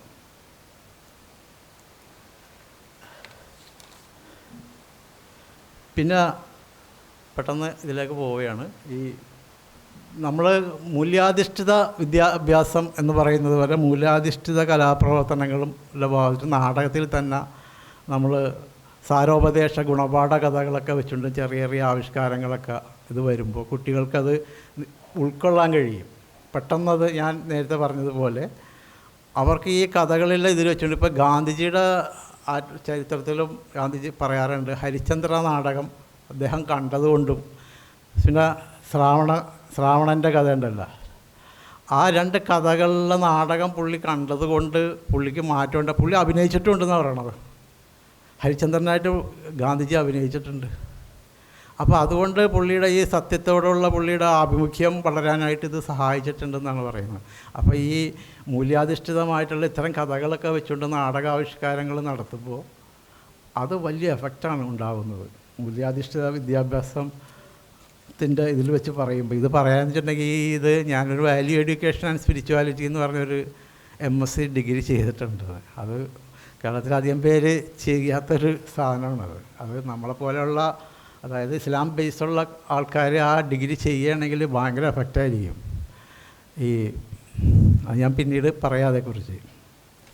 പിന്നെ ഇതിലൊക്കെ ഏറ്റവും ഉപരിയായിട്ട് കുട്ടികളുടെ നാടകവേദിക്ക് ഇനിയിപ്പം നമ്മളെന്താണ് ഇടപെടേണ്ടത്, എന്താണ് ചെയ്യേണ്ടതെന്ന് ചോദിച്ചിട്ടുണ്ടെങ്കിൽ കാര്യമായിട്ടൊന്നും ചെയ്യാനില്ല. ജി ശങ്കരപ്പിള്ള സാറിൻ്റെ ഒരു പുസ്തകമുണ്ട് കുട്ടികളുടെ നാടകവേദി എന്ന് പറയും. അത് ആപ്റ്റാണ്. അത് ഇന്നും നമ്മളത് ഉപയോഗിച്ചിട്ടില്ല പറയുന്നത്. ഞാൻ നേരത്തെ പറഞ്ഞ വലിയ വലിയ ചെറിയ ചെറിയ സ്കൂളുകൾക്ക് കലോത്സവങ്ങളിൽ പങ്കെടുക്കാൻ പറ്റില്ല എന്ന് പറയുന്ന ആ വിഷയങ്ങളൊക്കെ എത്ര മനോഹരമായിട്ടാണ് ശങ്കരപ്പിള്ള സാറ് പൊളിച്ചു മാറ്റണമെന്നത്. പുള്ളി പറഞ്ഞാൽ അങ്ങനെ ഒരു സെറ്റൊന്നും വേണ്ട, ഒരു കപ്പലൊന്നും കൊണ്ടുവന്ന് വെച്ചിട്ട് ആൾക്കാരെ പോയി എന്താണ് സ്കൂൾ നാടകം എന്ന് പറയിപ്പിക്കേണ്ടതില്ല. ആ കപ്പലിൽ നിൽക്കണ മാതിരി ഒരു ഗ്രൂപ്പ് കുട്ടികൾ ഇങ്ങനെ നിന്ന് ആട്ടം, കാറ്റ് വരുമ്പോഴുള്ള ഇതും അവരുടെ ബോഡി കൊണ്ട് തന്നെ ഒരു കപ്പലിലുള്ള ഫീലൊക്കെ ഉണ്ടാക്കിയാൽ മതി. ടൂൾസൊക്കെ ഉപയോഗിക്കുന്നത് ഒരു വഴി തന്നെ പല രീതിയിലും ഉപയോഗിക്കാം. ഇതിനൊക്കെ വേണ്ടി തന്നെ വലിയ കൊട്ടാരമൊന്നും പണിതൊന്നും വെക്കേണ്ട സ്റ്റേജിൽ. കാരണം എല്ലാവർക്കും ഇത് ചെയ്യണം. പൈസ ഇല്ലാത്തതുകൊണ്ട് പലരും പറഞ്ഞിട്ടുണ്ട്. നമ്മളിങ്ങനെ കാണാൻ പോകുമ്പോൾ പല സ്കൂളിലെ ചില നല്ല അധ്യാപകരൊക്കെ വന്നിട്ടിങ്ങനെ കണ്ടിട്ട് ഞങ്ങൾക്കൊക്കെ ചെയ്യണമെന്നുണ്ട്, ഇതാ വിഷയം. അവർ ഇത് ചെയ്യില്ല. കാരണം ഈ സാറിന് മാത്രമേ ഇതിൽ താല്പര്യമുള്ളൂ. വേറെ വല്ലവരും പറയുമ്പോൾ സാറിന് വേറെ പണിയില്ല, ഇത് വെച്ചിട്ടും ഇവന്മാരൊക്കെ വെച്ചിട്ടും. അത് ഈ നാടകക്കാരോട് വലിയ ദേഷ്യമോ ഇവരുടെ ഇത് വരുമ്പോൾ. അപ്പോൾ അങ്ങനെയൊക്കെയുള്ള വിഷയങ്ങൾ ഇത് വരുന്നുണ്ട്. അപ്പോൾ ഈ ശങ്കരപ്പിള്ള സാറിൻ്റെ പുസ്തകം വളരെ നല്ലൊരു ടെക്സ്റ്റാണത്. അതിൽ എല്ലാ കാര്യങ്ങളും സെറ്റിനെക്കുറിച്ച്, കുട്ടികളുടെ അഭിനയം, പുള്ളി പറയുന്ന ഇപ്പം ഞാൻ ആദ്യം പറഞ്ഞതുപോലെ കുട്ടികൾ ഇങ്ങനെ ഇമിറ്റേറ്റ് ചെയ്യുന്ന കുട്ടികളെ അഭിനയിക്കാൻ പഠിപ്പിക്കരുതെന്നാണ് പറയുന്നത്. അവർക്കറിയാം ആക്ടിങ്, അവർക്ക് കളിക്കാനുള്ളൊരിടം. ഇന്നലെ ഷെമീൻ സാർ എന്താ പറഞ്ഞതുപോലെ ഒരു ഇടം അങ്ങനെ സൃഷ്ടിച്ച് അങ്ങനെ കൊടുക്കുമ്പോൾ ആ ഒരു പ്രോസസ്സാണ്, പ്രൊഡക്റ്റല്ല, പ്രോസസ്സ് എന്നുള്ള രീതിയിലാണ് ശങ്കരപ്പിള്ള സാർ പറയുന്നത്. ആ കുട്ടി ടീച്ചറായിട്ട് കളിക്കുകയാണെങ്കിൽ ഇതങ്ങനെ എവിടം വരെയും പോകുമോ അങ്ങനെയുള്ള സിറ്റുവേഷൻ കൊടുത്തുകൊണ്ട് അതൊരു നാടകത്തിലേക്ക് എത്തിക്കുക. വലിയ കുട്ടികളുടെ വായിക്കൊള്ളാത്ത ഡയലോഗൊക്കെ എഴുതിയിട്ട് ഇത് പറയണം സാർ, അത് തെറ്റിപ്പോണം, നീ ഇത് പറഞ്ഞേ തീരൂ. വായിക്കൊള്ളാത്ത ഡയലോഗ് പറയുമ്പോൾ ഇവൻ്റെ ബാക്കി എല്ലാ സാധനവും പോയാണ്. ഇപ്പോൾ ക്യാരക്ടറായിട്ട് നിൽക്കുന്ന ആളും മാറി ഈ ഡയലോഗ് പറയലാണ് അഭിനയം എന്നുള്ള രീതിയിൽ കുട്ടികൾ വരുന്നു. അപ്പോൾ അതുകൊണ്ട് വേണ്ട, ആ സിറ്റുവേഷൻ അനുസരിച്ച് എന്താ മോനും പറയും, ഞാൻ അത് മതി അങ്ങനെ. അപ്പോൾ അവർക്കതും ഞാൻ പറഞ്ഞ ഡയലോഗ് ഇത് ചെയ്യുന്നിട്ട് അവർക്ക് സ്വാതന്ത്ര്യം കൂടുതൽ കൊടുക്കുക. അങ്ങനെ അവരിത് ചെയ്യുമ്പോൾ ഭയങ്കര ആത്മവിശ്വാസം, സന്തോഷം. ഈ ആത്മവിശ്വാസം, സന്തോഷമാണ് ശങ്കരപ്പിള്ള സാറും പറയുന്നത് കുട്ടികളിൽ ഉണ്ടാക്കിയെടുക്കേണ്ടത്.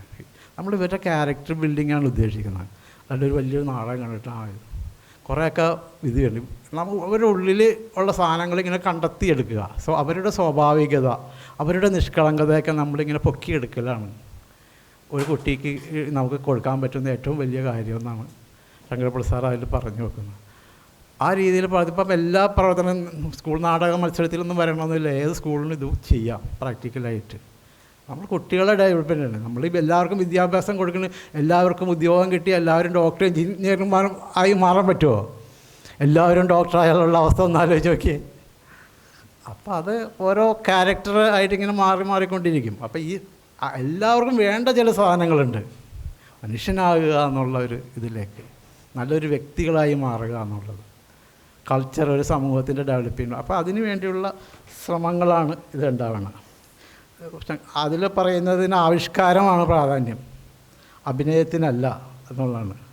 ഡയലോഗ് കാണാപ്പാടം പഠിപ്പിക്കരുത്, സ്വാഭാവികമായ കഴിവുകളെ പുറത്തെടുക്കുക എന്നുള്ളതൊക്കെയാണ് പറയുന്നത്.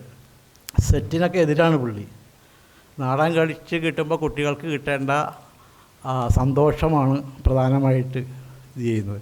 ഇനിയിപ്പോൾ നമ്മൾ ഇതിലേക്ക്, ഞാൻ ആ വിഷയത്തിലേക്ക് ഇത് പറഞ്ഞു, നമുക്കിനി സ്കൂൾ ഈ കുട്ടികൾക്ക് വേണ്ടി എന്തെങ്കിലും ചെയ്യാനുണ്ടോ, എന്താ ചെയ്യേണ്ടതെന്ന് വെച്ചിട്ടുണ്ടെങ്കിൽ, നമ്മൾ ഈ ട്യൂഷൻ സെൻ്ററുകളൊക്കെ നടക്കണില്ലേ, നാടകക്കളരികൾ നടക്കുന്നുണ്ട് ഗംഭീരമായിട്ട് പല സ്ഥലത്തും. ആ ക്യാമ്പിൽ വന്ന കുട്ടികളൊക്കെ വളരെ മികച്ച, ഏത് ക്യാമ്പിലായിട്ടുണ്ടെങ്കിലും നല്ല നാടകക്കളരികൾ പല സ്ഥലത്തും നടത്തുന്നുണ്ട്.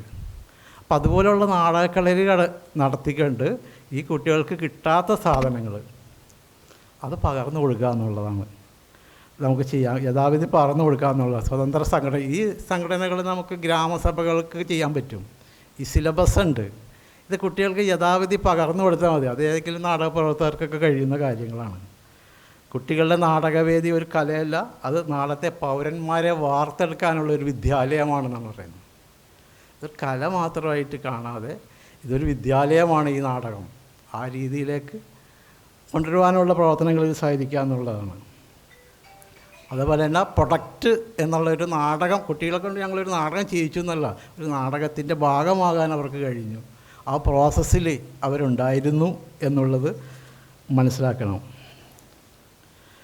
നമ്മൾ ശരിക്കും പറഞ്ഞാൽ വിളക്ക് കയ്യിലുണ്ട്, പക്ഷെ അത് കത്തിച്ച് വെച്ചിട്ടില്ല.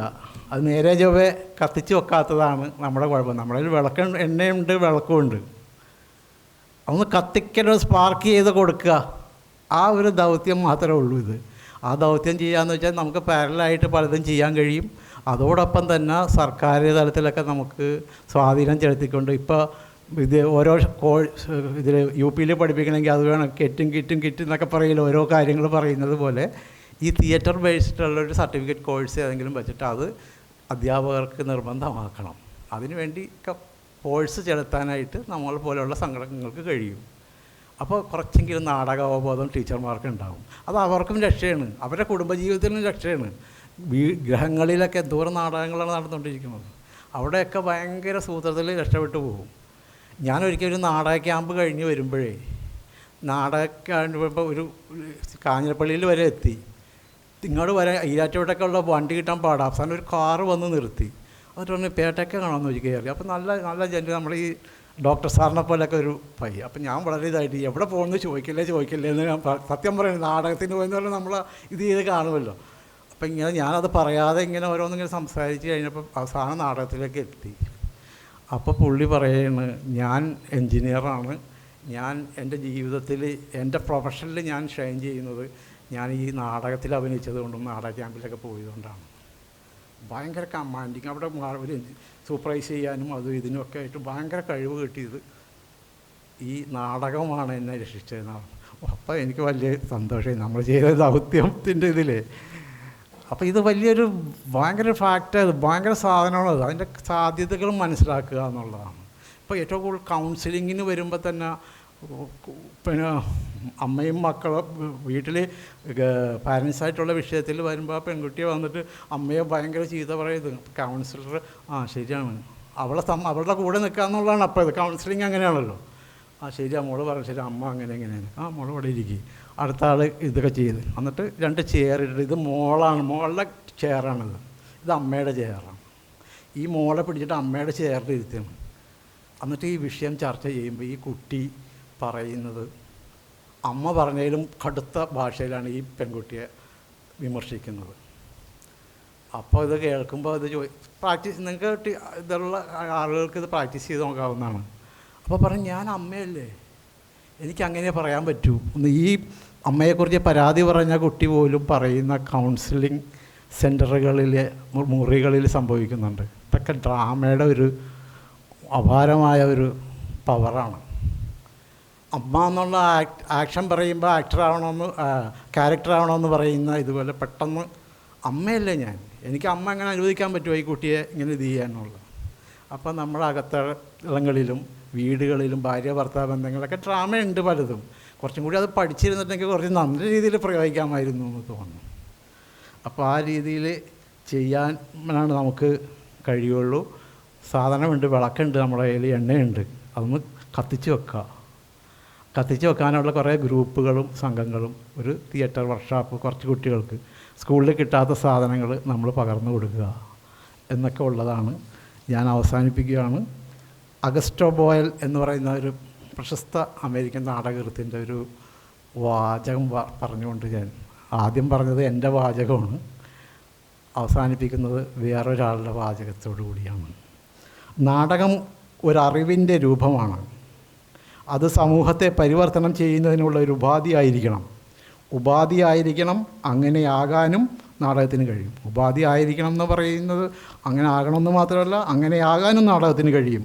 നമ്മുടെ ഭാവി കെട്ടിപ്പടുക്കാൻ നാടകത്തിന് നമ്മെ സഹായിക്കാനാകും. നമ്മൾ അതിനായി കാത്തിരിക്കേണ്ടതില്ല എന്ന് ഞാൻ ഒന്നും കൂടി ആവർത്തിച്ച് പറഞ്ഞുകൊണ്ട് അവസാനിപ്പിക്കുന്നു. നന്ദി, നമസ്കാരം, അസ്സലാമു അലൈക്കും.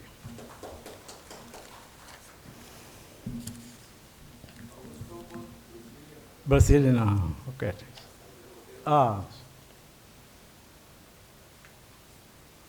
കുട്ടികളുടെ നാടകവേദിയുടെ ചരിത്രം, അതിൻ്റെ വർത്തമാനാവസ്ഥ, സ്വന്തം നാടകാനുഭവങ്ങൾ, സ്കൂൾ നാടകവേദി, കലോത്സവ നാടകങ്ങൾ, ഇതൊക്കെ സാമാന്യമായി പരാമർശിച്ചുകൊണ്ട് ഈ എന്തൊക്കെ നമുക്ക് ഈ വിഷയത്തിൽ ചെയ്യാൻ കഴിയും എന്നുള്ളതിലേക്ക് ചില സൂചനകളൊക്കെ നൽകിക്കൊണ്ടാണ് ജബ്ബാർ സാഹിബ് ഇത് അവസാനിപ്പിച്ചത്. അപ്പോൾ പിന്നെ ഈ ടെക്സ്റ്റ് പിന്നെ ബുക്കുകൾ, സ്കൂൾ പാഠപുസ്തകങ്ങളെ നാടകങ്ങളെക്കുറിച്ചൊക്കെ ഇവിടെ പറഞ്ഞു. നൂറു, ഷാനി, ഞാനൊക്കെ ഈ ഒരു ഇതിൽ നമ്മൾ തൊഴിൽ കൊണ്ട് ഇത് ക്ലാസ്സിലെടുക്കാൻ നിർബന്ധിതരായ ആളുകളാണ്. കുട്ടികളെ സംബന്ധിച്ചിടത്തോളം ഈ ഒരു പ്രൈമറി ക്ലാസ്സുകൾ കഴിഞ്ഞ് ഒരു 8ാം ക്ലാസ്സൊക്കെ എത്തുന്ന വരെ കുട്ടികൾ ഇത് ക്ലാസ്സിൽ വളരെ ആക്റ്റീവായിട്ട് നമ്മൾ ഗ്രൂപ്പൊക്കെ തിരിച്ചു കൊടുത്തു കഴിഞ്ഞാൽ കുട്ടികൾ വളരെ സജീവമായിട്ടുണ്ടാവും. പക്ഷേ ഒരു 9, 10 ആയി കഴിഞ്ഞാൽ പിന്നെ കുട്ടികൾ ഇങ്ങനെ അതിന് മെല്ലെ മെല്ലെ ഇങ്ങനെ ആ ഒരു ഇതിൽ ഇങ്ങനെ പിന്മാറി തുടങ്ങും. കിട്ടൂല വരം കിട്ടും. നമ്മൾ ഗ്രൂപ്പൊക്കെ തിരിച്ച് നാടകത്തിൽ കളിക്കാനുള്ള ഏർപ്പാട്. ഇപ്പോൾ വളരെ എളുപ്പത്തിൽ നമ്മൾ ചെയ്യുന്നൊരു പണി എന്താണെന്ന് വെച്ചാൽ സ്ക്രീനിൽ ഇത് കാണിച്ചു കൊടുക്കും. ഇപ്പോൾ മിക്കവാറും ക്ലാസ് റൂമുകളൊക്കെ ഈ സപ്പോർട്ടുള്ളത് കൊണ്ട്, നമ്മുടെ ഈ പ്രൊജക്ടറും കാര്യങ്ങളൊക്കെ ഉള്ളത് കൊണ്ട് വേറെ എവിടെയെങ്കിലും കളിച്ച നാടകങ്ങൾ കുട്ടികൾക്ക് കാണിച്ചു കൊടുക്കും. പിന്നെ അതനുസരിച്ച് കുട്ടികൾ അനുകരിച്ചോ ക്ലാസ്സിൽ ടൈം ചിലപ്പോൾ കിട്ടണമെന്നില്ല, അങ്ങനെ ആ രൂപത്തിലാണ് ചെയ്തു പോകുക നാടകങ്ങൾ. പിന്നെ വലിയ ദർശനങ്ങൾ, ചില നാടകങ്ങൾ ഇപ്പോൾ 10ാം ക്ലാസ്സിൽ എനിക്ക് തോന്നുന്നു അടിസ്ഥാന നാടകത്തിൻ്റെ പേരെന്തായിരുന്നു, എനിക്ക് പേരിടുന്നില്ല, പക്ഷി കുഞ്ഞോ അതിൽ വയലാവാസനുണ്ട്. അത് വളരെ ദീർഘിച്ച നാടകമാണ്. അത് ക്ലാസ്സിൽ നമുക്ക് കുട്ടികൾക്ക് എടുത്താൽ തീരില്ല. പക്ഷേ ആ നാടകം പഠിപ്പിച്ച് അതിൽ കുറേ ദർശനങ്ങളാണ്. പക്ഷേ ഈ കുട്ടികൾക്ക് ഇത് പറഞ്ഞ് ഫലിപ്പിച്ച് കൊടുക്കണമെങ്കിൽ വലിയ പാടാണ്. അത് പക്ഷേ അവതരിപ്പിച്ച് കഴിഞ്ഞാൽ പിന്നെ എങ്ങനെയാവും എന്നുള്ള അവസ്ഥ എനിക്കറിയില്ല. അത് കുട്ടികൾ സ്റ്റേജിൽ ഇത് അവതരിപ്പിച്ച് കഴിഞ്ഞാൽ, എന്നാലും നമുക്ക് അതിങ്ങനെ ഓരോ പിന്നെ ഡയലോഗുകൾ, ആ ഡയലോഗുകൾക്ക് പിന്നിലുള്ള ദർശനം എന്താണ്, വലിയ ഗുണപാഠങ്ങളും സന്ദേശങ്ങളൊക്കെ ആയിരിക്കും. അപ്പോൾ അത്രയും വളരെ ഒരു ദാർശനിക ഗാംഭീര്യമുള്ള സാധനം ഈ കുട്ടികൾക്ക് വേണ്ടതുണ്ടോ എന്നുള്ളൊരു കാര്യം കൂടി അവൻ്റെ ഒരു സംശയം ഉണ്ട് ഈ വിഷയത്തിൽ.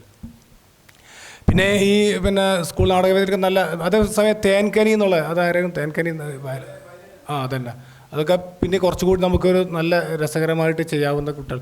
പിന്നെ നമ്മളിപ്പോൾ നാടകം അറിഞ്ഞു, അധ്യാപകർ കുട്ടികളെ പരിശീലിപ്പിക്കേണ്ടതിനെ കുറിച്ച് പറഞ്ഞു.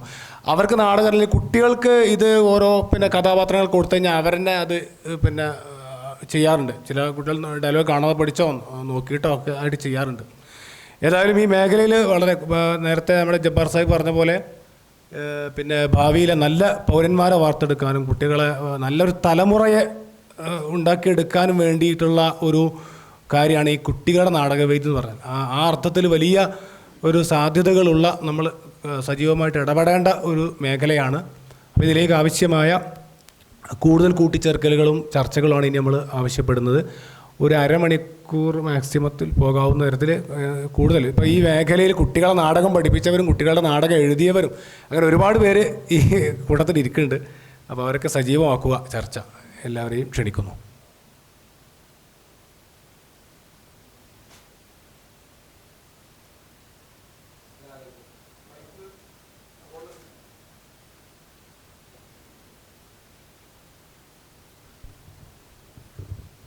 സ്കൂളിൽ കലയെ ബന്ധപ്പെട്ടിട്ട് നമ്മൾക്ക് പഠിപ്പിച്ചു തരാൻ ആർട്ട് എഡ്യൂക്കേഷൻ എന്നുള്ളൊരു സാധനം ഗവൺമെൻറ് വെച്ചിട്ടുണ്ട്.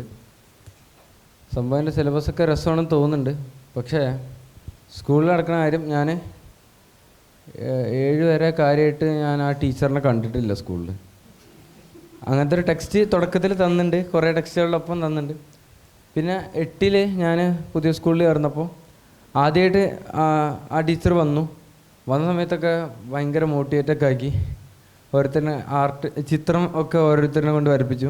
നാളെ തൊട്ട് ഈ 8B അങ്ങനെ ഓരോ സാധനത്തിൻ്റെ ഓരോ ടൈപ്പ് പെൻസിലുകൾ ഇതൊക്കെ കൊണ്ടുവരാൻ പറഞ്ഞു അടുത്ത ആഴ്ച മുതൽ. പിന്നെ ഞാനിത് വാങ്ങിച്ചിട്ട് അടുത്ത ആഴ്ച പോയപ്പോൾ പിന്നെ തൊട്ട് സാറ് വന്നിട്ടില്ല.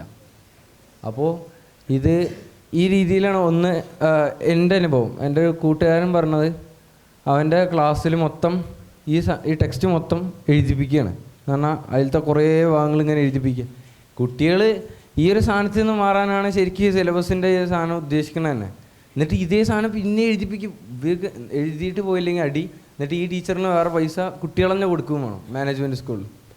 അപ്പോൾ ഇതാണ് ഇതിൻ്റെ ഒരു അവസ്ഥ. എന്നിട്ട് എക്സാമൊക്കെ എഴുതിയിരുന്നത് തന്നെ ഞങ്ങൾ പബ്ലിക് എക്സാം മാത്രം എന്ന് പറഞ്ഞാൽ 9ാം ക്ലാസ്സിൻ്റെ മെയിൻ എക്സാമിൽ മാത്രമാണ് ഈ ആർട്ട് എഡ്യൂക്കേഷൻ്റെ എക്സാം തന്നെ എഴുതാൻ പോകുക. അതിൽ തന്നെ സംഭവിക്കൽ ഈ അടുത്തിരിക്കുന്ന കൂട്ടുകാരന് എന്തോ നാടകത്തിൻ്റെയോ പാട്ടിൻ്റെ മറ്റും എന്തോ സമ്മാനം കിട്ടിയ ആളുടെ ഒരു ക്വസ്റ്റ്യനിൽ ഇത് ഞങ്ങൾക്ക് പഠിപ്പിച്ചാലല്ലേ എഴുതാൻ പറ്റുള്ളൂ. അപ്പോൾ വെറുതെ അറ്റൻഡ് ചെയ്യാനാണ് പോലെ. അപ്പോൾ അതിൽ എൻ്റെ പേര് എഴുതി വെച്ചു ഇപ്പുറത്തുള്ള. അപ്പോൾ ഞാൻ അടുത്ത ക്വസ്റ്റ്യനിൽ അവൻ്റെ പേര് എഴുതി വെച്ചു.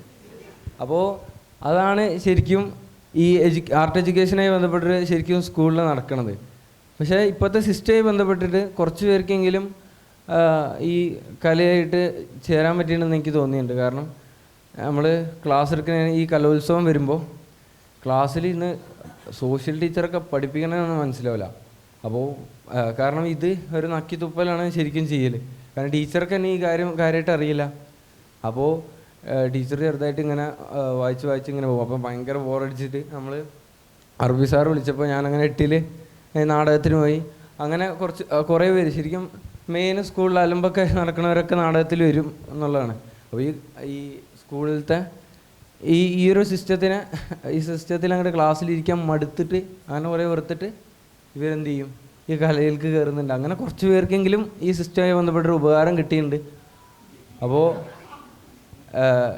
ഇതിൻ്റെ ഒരു നിലവിലെ സിസ്റ്റത്തിൻ്റെ രീതി ഇതാണ് ശരിക്കും ടച്ച് ചെയ്തിട്ട് നമ്മൾ മനസ്സിലാക്കി കൊടുക്കേണ്ട ഈ ആർട്ട് എഡ്യൂക്കേഷൻ ശരിക്കും നടപ്പിലാക്കുന്ന രീതി ഈ രീതിയിലാണ് കേരളത്തിലുള്ളതെന്ന് പറഞ്ഞു. അസ്സലാമു അലൈക്കും.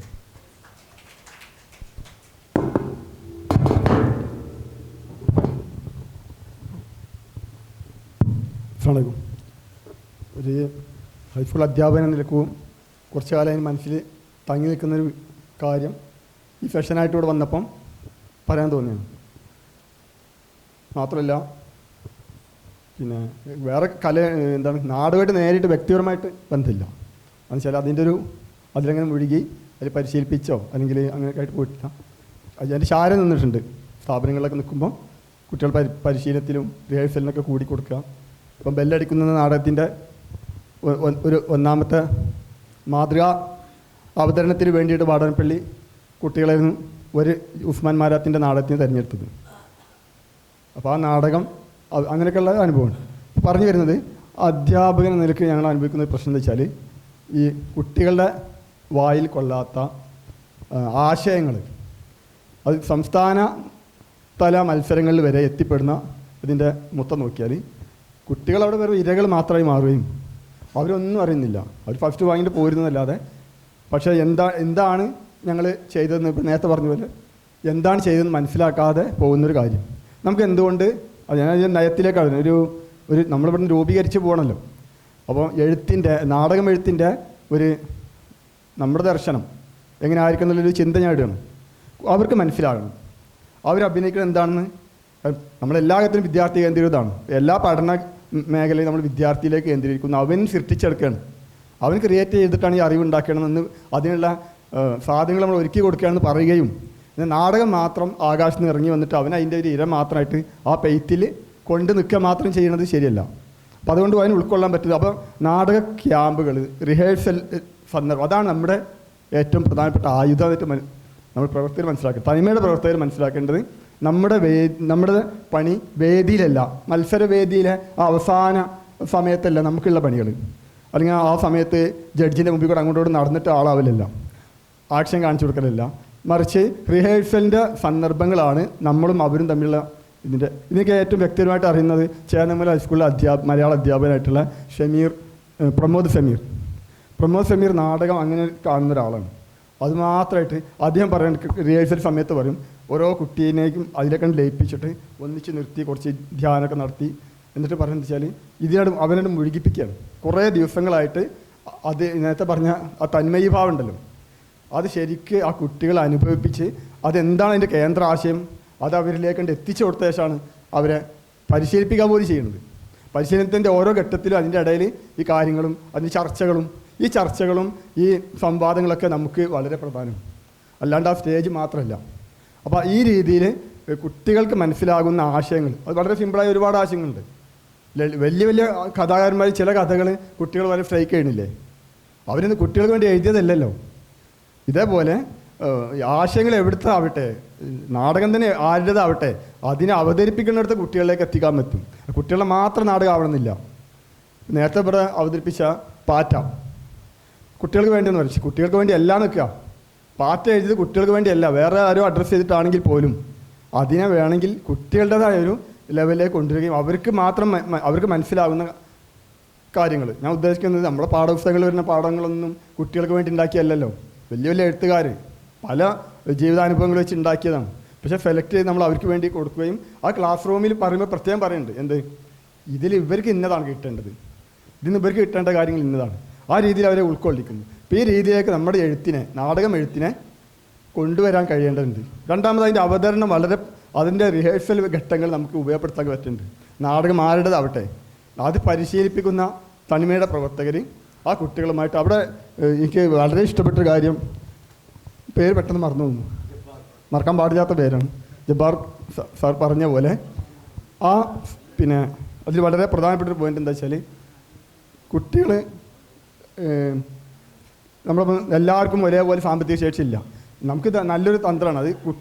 എല്ലാ സ്കൂളിലും നാടകം നടത്താൻ ഇഷ്ടപ്പെടുന്നു. പ്രത്യേകിച്ച് യു പി സ്കൂളുകളൊക്കെ ഭയങ്കര പിന്നെ അവർക്ക് കുറച്ചുകൂടി സാധ്യത ഉണ്ട് ആ ഉള്ളിലിങ്ങനെ മത്സരിക്കുമ്പോൾ. അപ്പോൾ മത്സരിക്കാൻ ആഗ്രഹിക്കുന്ന പ്രതിഭകളുള്ള ഒരു സ്കൂള് അവർക്ക് കാശില്ലാത്തതുകൊണ്ട് അല്ലെങ്കിൽ നല്ലൊരു പരിശീലനം ഇല്ലാത്തതുകൊണ്ട് എവിടെന്നെങ്കിലും ബാലസംഘം എന്ന് പറഞ്ഞാൽ ഞാൻ പറയും ഡിവൈഫൈൻ്റെ ബാലസംഘം, ഇടതുപക്ഷത്തിൻ്റെ ബാലസംഘം, അതിൻ്റെ അവിടുത്തെ നാട്ടിൽ വലിയ ആളായി നടക്കുന്ന ഒരു പയ്യുണ്ടാവും. അവനാണ് ഒരു കയറി വരുന്നത്. അവർക്ക് പിന്നെ ഒരു 3 മാസത്തേക്ക് അവിടെ ഗ്രീൻ ചാനലാണ്, എപ്പോഴും വേണമെങ്കിൽ കയറി വരാം, എപ്പോഴും പോവാം. ആ കുട്ടികളൊക്കെ ഇടപെടുന്നു. അവന് ആ നാടകം പൊളിഞ്ഞാൽ പോലും കുറേ കുട്ടികൾ അവൻ്റെ കയ്യിൽ കിട്ടി. അപ്പോൾ കാര്യം പ്രത്യേകം ശ്രദ്ധിക്കണം എന്ന് ഞാൻ പറയും. തനിമ മാത്രമായിട്ടല്ല, ഇതൊരു കൂട്ടായി ചെയ്യേണ്ട ഒരു കാര്യമാണ്. അപ്പം നേരത്തെ വേനൽ തുമ്പികളെ പറ്റി പറഞ്ഞു. വേനൽ തുമ്പികൾ ഒരു ഇടതുപക്ഷത്തിൻ്റെ സമതയോ അല്ലെങ്കിൽ ഏതെങ്കിലും ഒരു കലാവിഭാഗമോ യുവസാഹിത്യം എന്തെങ്കിലും അവർ മാത്രമായിട്ട് നടത്തുകയാണെങ്കിൽ എവിടെ എത്തുമല്ലോ നമുക്കറിയാം. എല്ലാവരും കൂടി കൂട്ടായ്മയോടാണ്. അപ്പോൾ നമ്മുടെ സംബന്ധിച്ചോളം ബാലസംഘത്തിനൊരു ടീമുണ്ട് 7ാം ക്ലാസ് വരെയുള്ള കുട്ടികൾക്ക്. അതിനപ്പുറത്ത് ടീൻ ഇന്ത്യയുടെ ടീമുണ്ട്, പിന്നെ വെൽഫെയർ പാർട്ടി ഉണ്ട്. ഇതൊക്കെ വേറെ വേറെ മുഖമാണ് നമ്മൾ പറയാം. പക്ഷേ ഇതിൻ്റെയൊക്കെ ആളുകളെ ഒന്നിച്ച് കൂട്ടിയിട്ട് വളരെ പ്ലാനോടുകൂടി കൊണ്ടുപോകണമെങ്കിൽ നമുക്ക് ജനകീയമായിട്ട് ഇവർ നടത്തുന്ന അതേപോലെ തന്നെ കുട്ടികളെ, കേരളത്തിലെ കുട്ടികൾ അവിടെ ഒരു സ്പേസ് അവിടെ ബാക്കിയുണ്ട്. ഇടതുപക്ഷത്തിൻ്റെ മാത്രം ഒരു സ്പേസ് അല്ലത്. ആ സ്പേസ് നമ്മൾ ഉപയോഗപ്പെടുത്തേണ്ടതുണ്ടെന്നാണ് എനിക്ക് അത് മാത്രം സൂചനകൾ തരികയാണ്. കൂടുതൽ ചർച്ചകൾ നടക്കട്ടെ എന്ന് പറയാം. ഈ കാര്യത്തിൽ ഒരു പോയിന്റ് കൂടി പറയാം. ഈ ഫിഖ്ഹിപരമായ കർമ്മശാസ്ത്രമായ പ്രശ്നം ഒഴിവാക്കണം. ഞാൻ കർമ്മശാസ്ത്രം ഉദ്ദേശിച്ചത് അക്കീദ എന്ന് പറഞ്ഞാൽ നമ്മുടെ സംഘടനാപരമായ അക്കീദ. സംഘടനാപരമായ അക്കീദ എന്ന് വെച്ചാൽ അത് ബാലസംഘത്തിൻ്റെ പണിയല്ലേ. ഹൈസ്കൂളിൽ നമുക്ക് ചേരാൻ പറ്റുമോ? തനിമക്കാർക്ക് ഹൈസ്കൂളിൽ കയറി ചെല്ലാൻ പറ്റുമോ? ചങ്ങായിമാർ ഹൈസ്കൂൾ എന്ന് പറഞ്ഞാൽ ടീൻ ഇന്ത്യൻ്റെ കയ്യിലുള്ള സാധനമാണ്. ടീൻ ഇന്ത്യ എന്ന് പറഞ്ഞാൽ നമുക്കറിയാലോ ഒരു സ്ഥലത്ത് എത്ര ടീൻ ഇന്ത്യക്കാരുണ്ടാവും. മറുപാടിക്കാരെന്ന് പറഞ്ഞാൽ 7ാം ക്ലാസ് വരെയുള്ളതാണ്. ഫിഖ്ഹിപരമായിട്ട് നോക്കുകയാണെങ്കിലും സംഘടനേൻ്റെ അക്കീദപരമായി നോക്കുകയാണെങ്കിലും നമുക്ക് കയറി ചെല്ലാൻ സ്പേസ് ഉണ്ട്. കാരണം യുവജനോത്സവം നമ്മുടേതാണ്, നമ്മുടെ ഫീൽഡാണ്. ഓക്കെ, ഞാൻ പറഞ്ഞ മലർവാടി സ്റ്റേറ്റ് സമിതി അംഗം കൂടി ആട്ടോ. ഞാൻ ഇപ്പം ഇങ്ങനെ ഈ വേഷത്തിൽ നിൽക്കുകയെന്നല്ലോ, പല വേഷത്തിൽ നിൽക്കണം എന്നാണല്ലോ.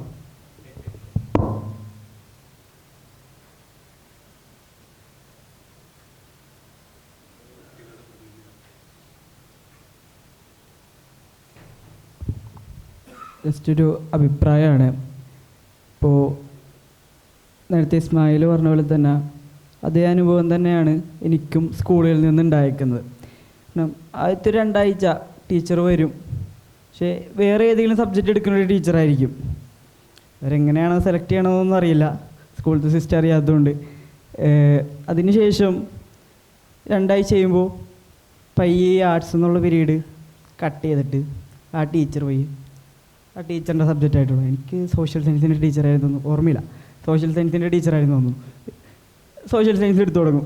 സബ്ജക്റ്റ് തീർക്കണമല്ലോ, ടൈമില്ല എന്നുള്ളതാണ് കാരണം. പിന്നെ അന്ന് ബോധമില്ലാത്തതുകൊണ്ട് ചോദ്യമൊന്നും ചോദിക്കാൻ പോയില്ല. പിന്നെ ഇതിലുള്ളൊരു പ്രശ്നം എന്താണെന്ന് വെച്ച് കഴിഞ്ഞാൽ ഗവൺമെൻറ് ഇത്തരത്തിലുള്ള എഡ്യൂക്കേഷൻ സിസ്റ്റങ്ങളൊക്കെ ഉണ്ടാക്കി വെച്ചിട്ടുണ്ട്, ബുക്കുകളൊക്കെ ഇറക്കി വെച്ചിട്ടുണ്ട്. ഇത് നടപ്പിലാക്കേണ്ടത് ആരാണ്? ഇവർ തന്നെയല്ലേ. പുസ്തകത്തിന് അതിൻ്റേതായൊരു ടീച്ചർ വേണ്ടേ? അതിൻ്റേതായൊരു ടീച്ചറില്ല. വേറെ ഏതെങ്കിലും ഒരു സബ്ജക്റ്റിലുള്ള ടീച്ചർമാർ വന്ന് ക്ലാസ് എടുക്കുന്നു.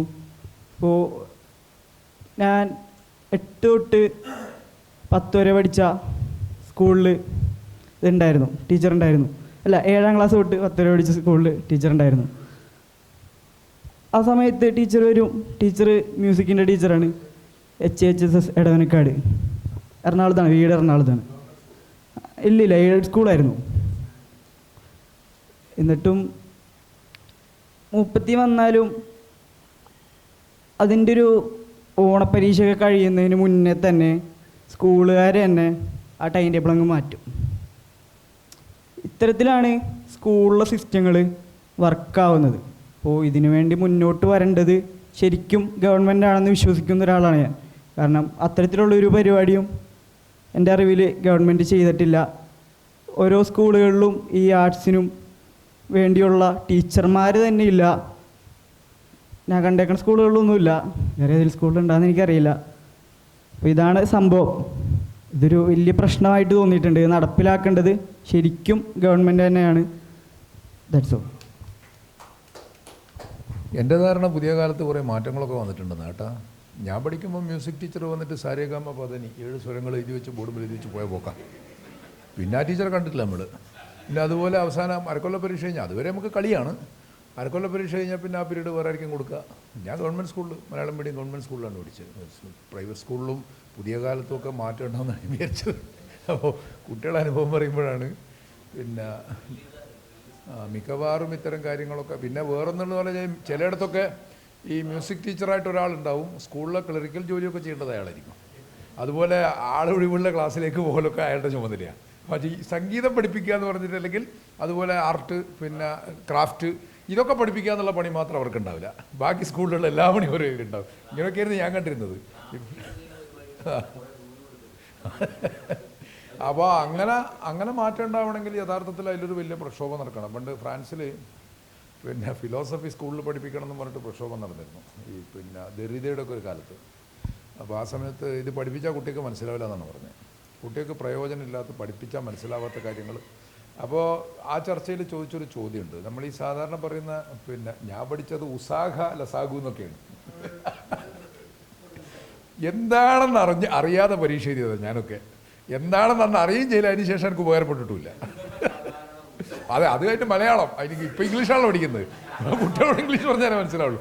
അത് പണ്ട് പിന്നെ ഒരു മെറ്റലിൻ്റെ കൊഥനാങ്കം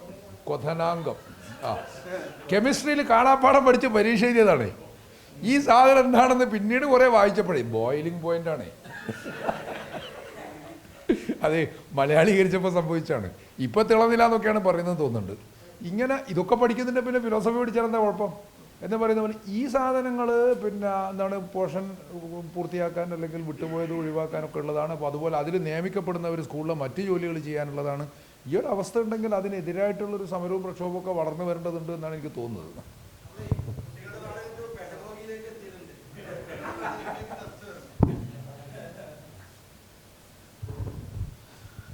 ഈ 2 കാര്യങ്ങളാണ് എനിക്ക് തോന്നിയത്. ഒന്ന്, ഇവിടെ ചർച്ച ചെയ്തപ്പോൾ ഇപ്പോൾ ഷമീം സാഹിബ് പറഞ്ഞ പോലെ നമ്മളൊക്കെ പഠിക്കുന്ന കാലത്ത് സൂചിയും നൂലും കുറപ്പ് മാത്രമേ ഉള്ളൂ. ആർട്ട് വർക്ക് എന്ന് പറഞ്ഞ് വന്നാൽ ആകാതെ ഉള്ളൂ. അന്നൊക്കെ ഇപ്പോൾ ഇനി നാടകത്തോടുള്ളൊരു ഭ്രമം കൊണ്ട് നമ്മൾ സ്വയമേ അന്ന് ബാലജനസഖ്യവും ബാലസംഘവും ഒക്കെ ഉണ്ടായിരുന്ന അതിലൂടെ നാടകം പഠിക്കാനൊക്കെ പോയതാണ്.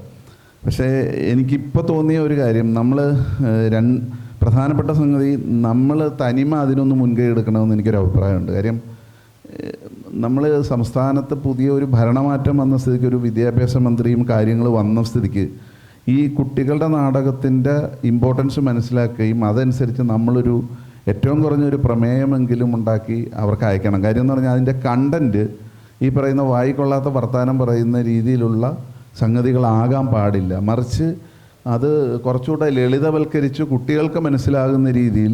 നമ്മളിപ്പോൾ ഒരു 50-40 വയസ്സുള്ള ഒരാൾ അയാളുടെ കാഴ്ചപ്പാടിൽ എഴുതുന്ന നാടകങ്ങളാണ് ഈ കുട്ടികളെ കൊണ്ട് അഭിനയിപ്പിക്കുന്നത്, അവരെ കൊണ്ട് ചെയ്യിപ്പിക്കുന്നത്.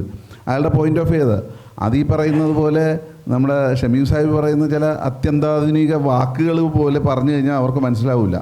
മനസ്സിലായില്ലേ?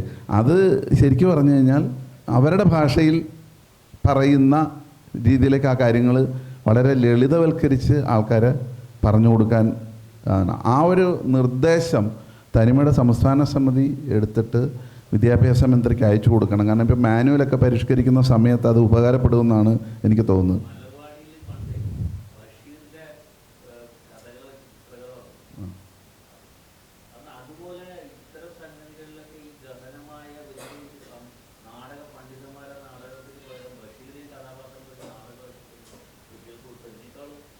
അതെ അതെ അല്ല, അങ്ങനത്തെ സാഹിത്യകാരന്മാർ ലളിതം, ഇപ്പോൾ ബഷീറിനെ പോലുള്ള ലളിതമായി കാര്യങ്ങൾ പറഞ്ഞ് മനസ്സിലാക്കിയിരുന്ന സാഹിത്യകാരന്മാരുടെ കൃതികളെടുത്ത് നാടകങ്ങളാക്കിയൊക്കെ വിജയിച്ചിട്ടുണ്ട്. രണ്ടാമത്തെ സംഗതി എനിക്ക് പറയാനുള്ളത്, തനിമ അടുത്ത ഈ ഒരു സെഷൻ വെക്കേണ്ടത് കുട്ടികളുടെ നാടക രചയിതാക്കളെ ഉണ്ടാക്കുക എന്നുള്ളതാണ്. കുട്ടികളുടെ നാടകം അവരെ കൊണ്ട് തന്നെ എഴുതിപ്പിക്കാൻ പറ്റുകയാണെങ്കിൽ അത്രയും മഹത്തരമായ വേറൊരു കാര്യമില്ല. അതുകൊണ്ട് സംഭവിക്കാവുന്ന ഒരു വലിയ ഗുണം, സമൂഹത്തിന് നാടകരംഗത്തേക്ക് പുതിയ തലമുറയെ പിടിച്ചുയർത്താൻ നമുക്ക് സാധിക്കുന്നു എന്നുള്ളതാണ്. ആ അർത്ഥത്തിൽ അതിന് സംസ്ഥാന സമിതി ഒരു ശ്രദ്ധ കൊടുക്കണമെന്ന് ഞാൻ ഒന്ന് ആവശ്യപ്പെടുകയാണ്. കാര്യം കുട്ടികളുടെ രചന, നമ്മളിപ്പോൾ നാടക അവതരണം മാത്രമാണ് പറയുന്നത്, പക്ഷേ നാടക അവതരണത്തിന് മുൻപ് അത് രചിക്കുകയും അത് അവരുടെ പോയിൻ്റ് ഓഫ് വ്യൂവിൽ അത് കമ്മ്യൂണിക്കേറ്റ് ചെയ്യുകയും ചെയ്യുന്ന ഒരു സംവിധാനം ഉണ്ടാക്കിയാൽ ആ അർത്ഥത്തിൽ അത് പ്രയോജനപ്രദമായിരിക്കും എന്നുണ്ട്. ഞാൻ ഷമീർ സാഹിബിൻ്റെ കാര്യം പറഞ്ഞത് അദ്ദേഹത്തെ ഇകഴ്ത്താനല്ല, മറിച്ച് അദ്ദേഹം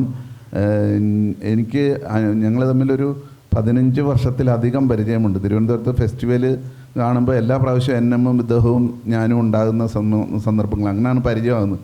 അദ്ദേഹത്തിൻ്റെ അന്നു മുതലുള്ള സംസാര രീതി അങ്ങനത്താണ്. കാരണം എനിക്ക് അത്ഭുതമാണ്, ഒരു മനുഷ്യൻ ഇത്രയധികം സാഹിത്യകാരന്മാരുടെയും ചലച്ചിത്രകാരന്മാരുടെയും അതുപോലെ സാമൂഹിക പരിഷ്കർത്താക്കളുടെയും ഒക്കെ പേരുകൾ കാണാതെ പഠിക്കാൻ. എനിക്ക് ഇപ്പോൾ പറയുന്ന പേര്, ഞാൻ ഇവിടെ പരിചയപ്പെട്ട ഒരാളുടെ പേര് പോലും കുറച്ച് കഴിഞ്ഞ് ചോദിച്ചാൽ എനിക്ക് മറന്നു പോകുന്ന ആളാണ്.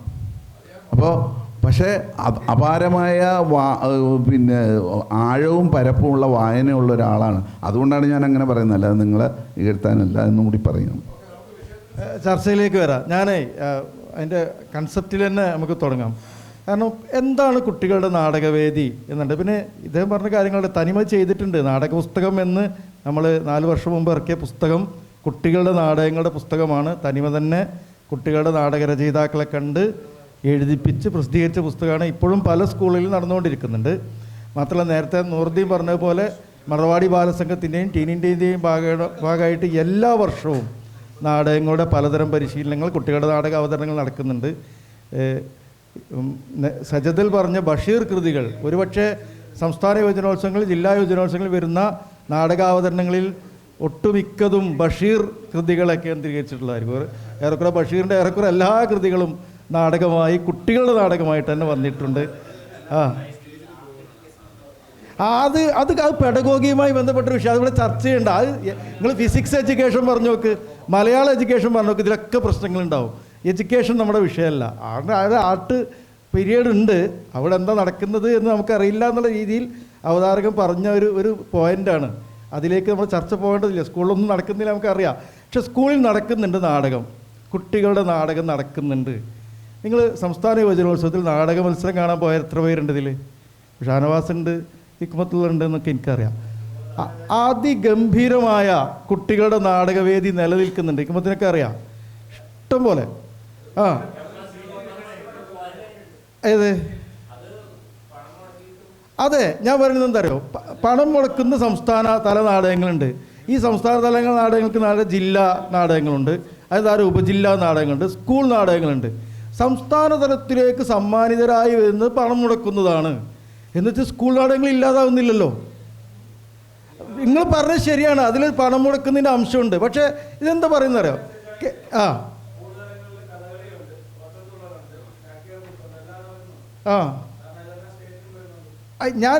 അതാണ് ഞാൻ തുടക്കത്തിൽ പറഞ്ഞ കൺസെപ്റ്റിൻ്റെ പ്രശ്നമാണ്. എന്താണ് കുട്ടികളുടെ നാടകം? ഇതാണ് ചോദ്യം.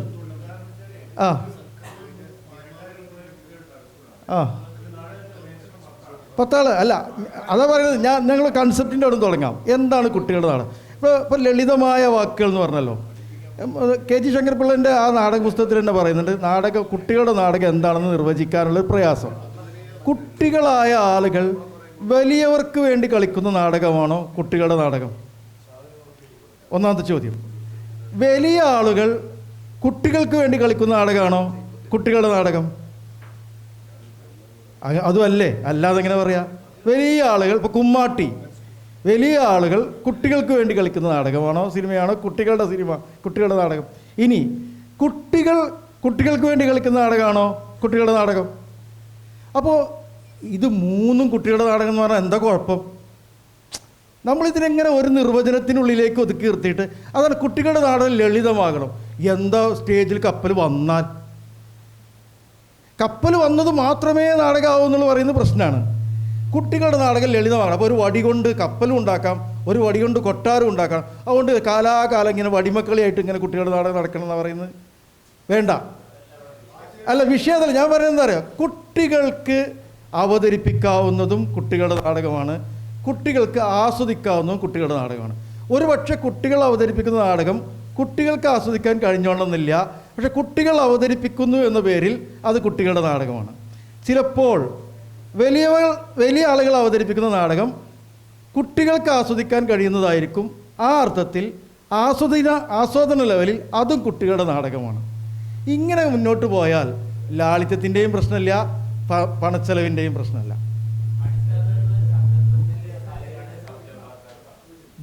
ജമീൽ മാഷ് പറഞ്ഞത് തുടക്കത്തിൽ ഞാൻ പറഞ്ഞത് തന്നെയാണ്. ഇത് സെഷൻ ഇനി നീട്ടിക്കൊണ്ടുപോകാൻ നിവൃത്തിയില്ല. എല്ലാ സെഷനും പോലെ തന്നെ കുറേ സംശയങ്ങളും സന്ദേഹങ്ങളും ഒക്കെ ബാക്കി വെച്ചുകൊണ്ട് അവസാനിപ്പിക്കുകയാണ്. അങ്ങനെ എന്തും തീരാൻ പാടുള്ളൂ എന്നുള്ളൊരു പോളിസിയാണ് എൻ്റെത്. അതുകൊണ്ട് കുഴപ്പമൊന്നുമില്ല. പിന്നെ അപ്പോൾ നമുക്ക് അടുത്ത സെഷൻ നടക്കേണ്ടതുണ്ട്. ഇക്കുമ ഒരു ഇനി നമുക്ക് നീട്ടി ഇത് 3 മിനിറ്റുള്ളൂ. ഞാനൊക്കെ പഠിക്കുന്ന കാലത്ത് സ്കൂളിൽ സാഹിത്യ സമാജം ഉണ്ടാവും. സാഹിത്യ സമാജം അറിയാവുന്ന മിക്കവാറും അന്ന് വെള്ളിയാഴ്ച ലാസ്റ്റ് പീരീഡ് പ്രതിഭകളെ കുട്ടികളെ വിളിച്ചിട്ട് കലാപരിപാടികൾ അവതരിപ്പിക്കും, ഓരോ ക്ലാസ്സുകളിലും. അപ്പോൾ ടീച്ചർമാർക്ക് അതിന് അവസരമില്ലെങ്കിൽ കഴിവുള്ള പിള്ളേരെ അതിന് നേതൃത്വം ഏൽപ്പിക്കും. അവരാണ് എല്ലാ വെള്ളിയാഴ്ചകളും സംഘടിപ്പിക്കാറുണ്ട്. ഞാനൊക്കെ പഠിച്ചു വളർന്നത് അങ്ങനെയാണ്. സാഹിത്യ സമാജങ്ങളിലൂടെ നമ്മുടെ കലാപ്രകടനങ്ങൾ കാഴ്ചവെച്ച് മോണോ ആക്ട്, നാടകം, പാട്ട്, പിള്ളേർ ഡാൻസ് പോലും ചെയ്യുമായിരുന്നു ആ ഒരു കാലഘട്ടത്തിൽ. ഞാനൊക്കെ അങ്ങനെ പഠിച്ച് വളർന്നിരുന്നു. സാഹിത്യ സമാജങ്ങൾ അത് അന്നുകൊണ്ട് ഇപ്പില്ല. അപ്പം എനിക്കറിയില്ല. ഉണ്ടോ? ഇപ്പം അല്ല, ഇപ്പം ഉണ്ടല്ലേ? ഇപ്പം എനിക്കറിയില്ല. ഞാൻ സ്കൂളിൽ ഇപ്പം ഇല്ല എന്ന് പറയരുത്. ഓരോ ക്ലാസ്സുകൾ ആഴ്ചയിലൊരു പീരീഡ് കൊടുക്കുന്നു. ഇക്കുമ്പോൾ സംസാരിക്കണം വിചാരിച്ചാണ് ഞാൻ. ജബ്ബാർ സാറുടെ ക്ലാസ്സിൽ വളരെ സമഗ്രമായി കുട്ടികളോടുള്ള അനുഭവങ്ങളുടെ അടിസ്ഥാനത്തിൽ പറഞ്ഞതുകൊണ്ടാണ് അതൊരു സത്യസന്ധമായിട്ടുള്ള നിലവിലുള്ള കുട്ടികൾ അത് മുമ്പ് അദ്ദേഹത്തിൻ്റെ എക്സ്പീരിയൻസിൽ നിന്നും കൂടി പറഞ്ഞപ്പോഴാണ്. പിന്നെ സ്കൂളിൽ പഠിപ്പിച്ച അധ്യാപകർക്കും അനുഭവമുണ്ട്. അതാണ് നൂറും പിന്നെ അനീസ് മാഷൊക്കെ പറയുന്നത്. പിന്നെ ഈ 2 വിദ്യാർത്ഥികളും പറഞ്ഞു. അപ്പോൾ സത്യത്തിൽ നമ്മൾ സ്റ്റേറ്റിൽ നാടകങ്ങൾ കാണാൻ പോകുമ്പോൾ എൻ്റെ മനസ്സിലൊക്കെ ഉണ്ടായിട്ടുള്ള ഒരു ആലോചനയാണ്, നല്ല നാടകങ്ങളായിരിക്കും, ഗംഭീര ഇമേജുകളായിരിക്കും, മ്യൂസിക് സെറ്റൊക്കെ വെൽ ഡിസൈൻഡ് ആയിട്ടുള്ള നാടകങ്ങളാണ്, യാതൊരു സംശയവുമില്ല. കാരണം ആരാ? ജിനോ ജോസഫ് ഒരു 10 ലക്ഷം, അല്ലെങ്കിൽ ഞാൻ ഏതെങ്കിലും വ്യക്തിനെ പറയില്ല, നമ്മളെ സുഹൃത്തുക്കളാണൊക്കെ, നല്ല ഒരു മികച്ച തിയേറ്റർ ട്രെയിനർ വന്നിട്ട് ഒരുപാട് പണം മുടക്കിയിട്ട് ചെയ്യുന്നൊരു നാടകമാണ്. അത് യഥാർത്ഥത്തിൽ ആ സ്കൂളിലെ മുഴുവൻ കുട്ടികൾക്കും അവരുടെ വ്യക്തിപരമായ വികാസത്തിലേക്ക് ആ നാടക പഠനം ഉപകാരപ്പെടുന്നില്ല. സ്കൂളിന് പബ്ലിസിറ്റി ഉണ്ടാവുന്നുണ്ട്. നാടക കാഴ്ചക്കാരായ ആസ്വാദകരായ ആളുകൾക്ക് നാടകം കൈയടിച്ച് മനോഹരമായ നാടകം എന്ന് പറയാനും സാധിക്കുന്നുണ്ട്. അതിലപ്പുറം ഒരു സ്കൂളിലെ നാടക പ്രവർത്തനം എന്താവണം എന്നാണ് ഈ പ്രബന്ധത്തിൽ മനോഹരമായി പറഞ്ഞത്. എങ്ങനെയാണ് ഒരു സ്കൂളിലെ നാടക പ്രവർത്തനം? ആ സ്കൂളിലെ കുട്ടികളുടെ സമഗ്ര വികാസം, വ്യക്തിത്വ വികാസം, അതിന് ഉതകേണ്ടത് ആണ് നാടകം എന്ന രീതിയിൽ. അതുകൊണ്ടാണ് ആർട്ട് എഡ്യൂക്കേഷൻ പോലും അതിന് ഉതകേണ്ടതാണ്. പക്ഷേ ആർട്ട് എഡ്യൂക്കേഷൻ ഒരു ചടങ്ങ് കളിയാണെന്നാണ് കുട്ടികളും പറഞ്ഞത് നമ്മളോട്. അപ്പോൾ അതൊരു ഭയങ്കരമായിട്ടുള്ളൊരു വിദ്യാഭ്യാസ വിചക്ഷണൻ ഗൗരവപൂർവ്വം ആലോചിക്കേണ്ട ഒരു ചിന്തയാണ് യഥാർത്ഥത്തിൽ സ്കൂൾ നാടകങ്ങൾ പുനരാലോചിക്കപ്പെടേണ്ടതാണ് എന്നുള്ളത്. അപ്പോൾ പല കാലങ്ങളിൽ അങ്ങനത്തെ ആലോചനകൾ ഉണ്ടായിട്ടുണ്ട്. സംസ്ഥാന സ്കൂൾ കുട്ടികളുടെ നാടകങ്ങളെ കുറിച്ച് ജി ശങ്കരപ്പിള്ള മുതൽ അത്തരം ആലോചനകൾ വന്നിട്ടുണ്ട്. അദ്ദേഹത്തിൻ്റെ പുസ്തകങ്ങളിൽ വന്നിട്ടുണ്ട്. പലതരത്തിൽ ചുടുചോറ് മാന്തിക്കുന്നു കുട്ടിക്കുരങ്ങനോട് എന്നൊക്കെ പറഞ്ഞിട്ടുള്ള പണ്ട് ഒരുപാട് ഇത്തരത്തിലുള്ള ഇതുണ്ട്, വായിൽ കൊള്ളാത്ത ഡയലോഗുകൾ പറയിക്കുന്നതിനെ കുറിച്ച്. പിന്നെ ഇതിനോട് അനുബന്ധമറ്റ കാര്യം കൂടി, ഇപ്പോൾ ശങ്കരപ്പിള്ള സാറിൻ്റെയോ വയലാർ സാറിൻ്റെയോ കുട്ടികളുടെ നാടകം പോലും യഥാർത്ഥത്തിൽ അതിൻ്റെ ഭാഷ കൊണ്ട് കുട്ടികളെ വേണ്ട രീതിയിൽ ഇന്ന് ആലോചിക്കുമ്പോൾ മുഴുവനാണെന്ന് ഞാൻ പറഞ്ഞു, പക്ഷേ കുട്ടികൾക്ക് വേണ്ടി എഴുതിയിട്ടുള്ള 3 പണ്ഡിതരും സിംഹവും പോലത്തെ, അല്ലെങ്കിൽ അത്തരത്തിൽ ലളിതവും അല്ലെങ്കിൽ മനസ്സിലാക്കാവുന്നതും സരസവും ഫോക്ക് ട്രഡീഷൻ എന്നും കഥകൾ ഉപയോഗിച്ചിട്ടുള്ള നാടകങ്ങൾ ധാരാളം വന്നിട്ടുണ്ട് മലയാളത്തിൽ. അതൊന്നും മോശമാണെന്ന് ഞാൻ പറയുന്നില്ല. എന്നാൽ ഭാവുകത്വപരമായി കുട്ടികളുടെ ഭാഷ, കുട്ടികളുടെ ആലോചനാ ലോകം, അവരുടെ ഭാവന വികാസം തുടങ്ങിയ കാര്യങ്ങൾക്ക് വേണ്ടത്ര രീതിയിൽ ആ രീതിയിൽ കൊടുക്കാത്ത നാടകങ്ങളെയും കുട്ടികളുടെ നാടകം എന്ന് വിശേഷിപ്പിക്കപ്പെടുന്നുണ്ട്. അതും മാറ്റപ്പെടേണ്ടത്. ഓക്കെ, നമ്മൾ ഈ 2 വാക്ക് നമ്മുടെ ജബ്ബാർ സാഹിബിൻ്റെ ഒരു കമൻറ്റ് അവസാനിപ്പിക്കുകയാണ്. പ്രത്യേകിച്ച് ഒന്നും പറയാനില്ല.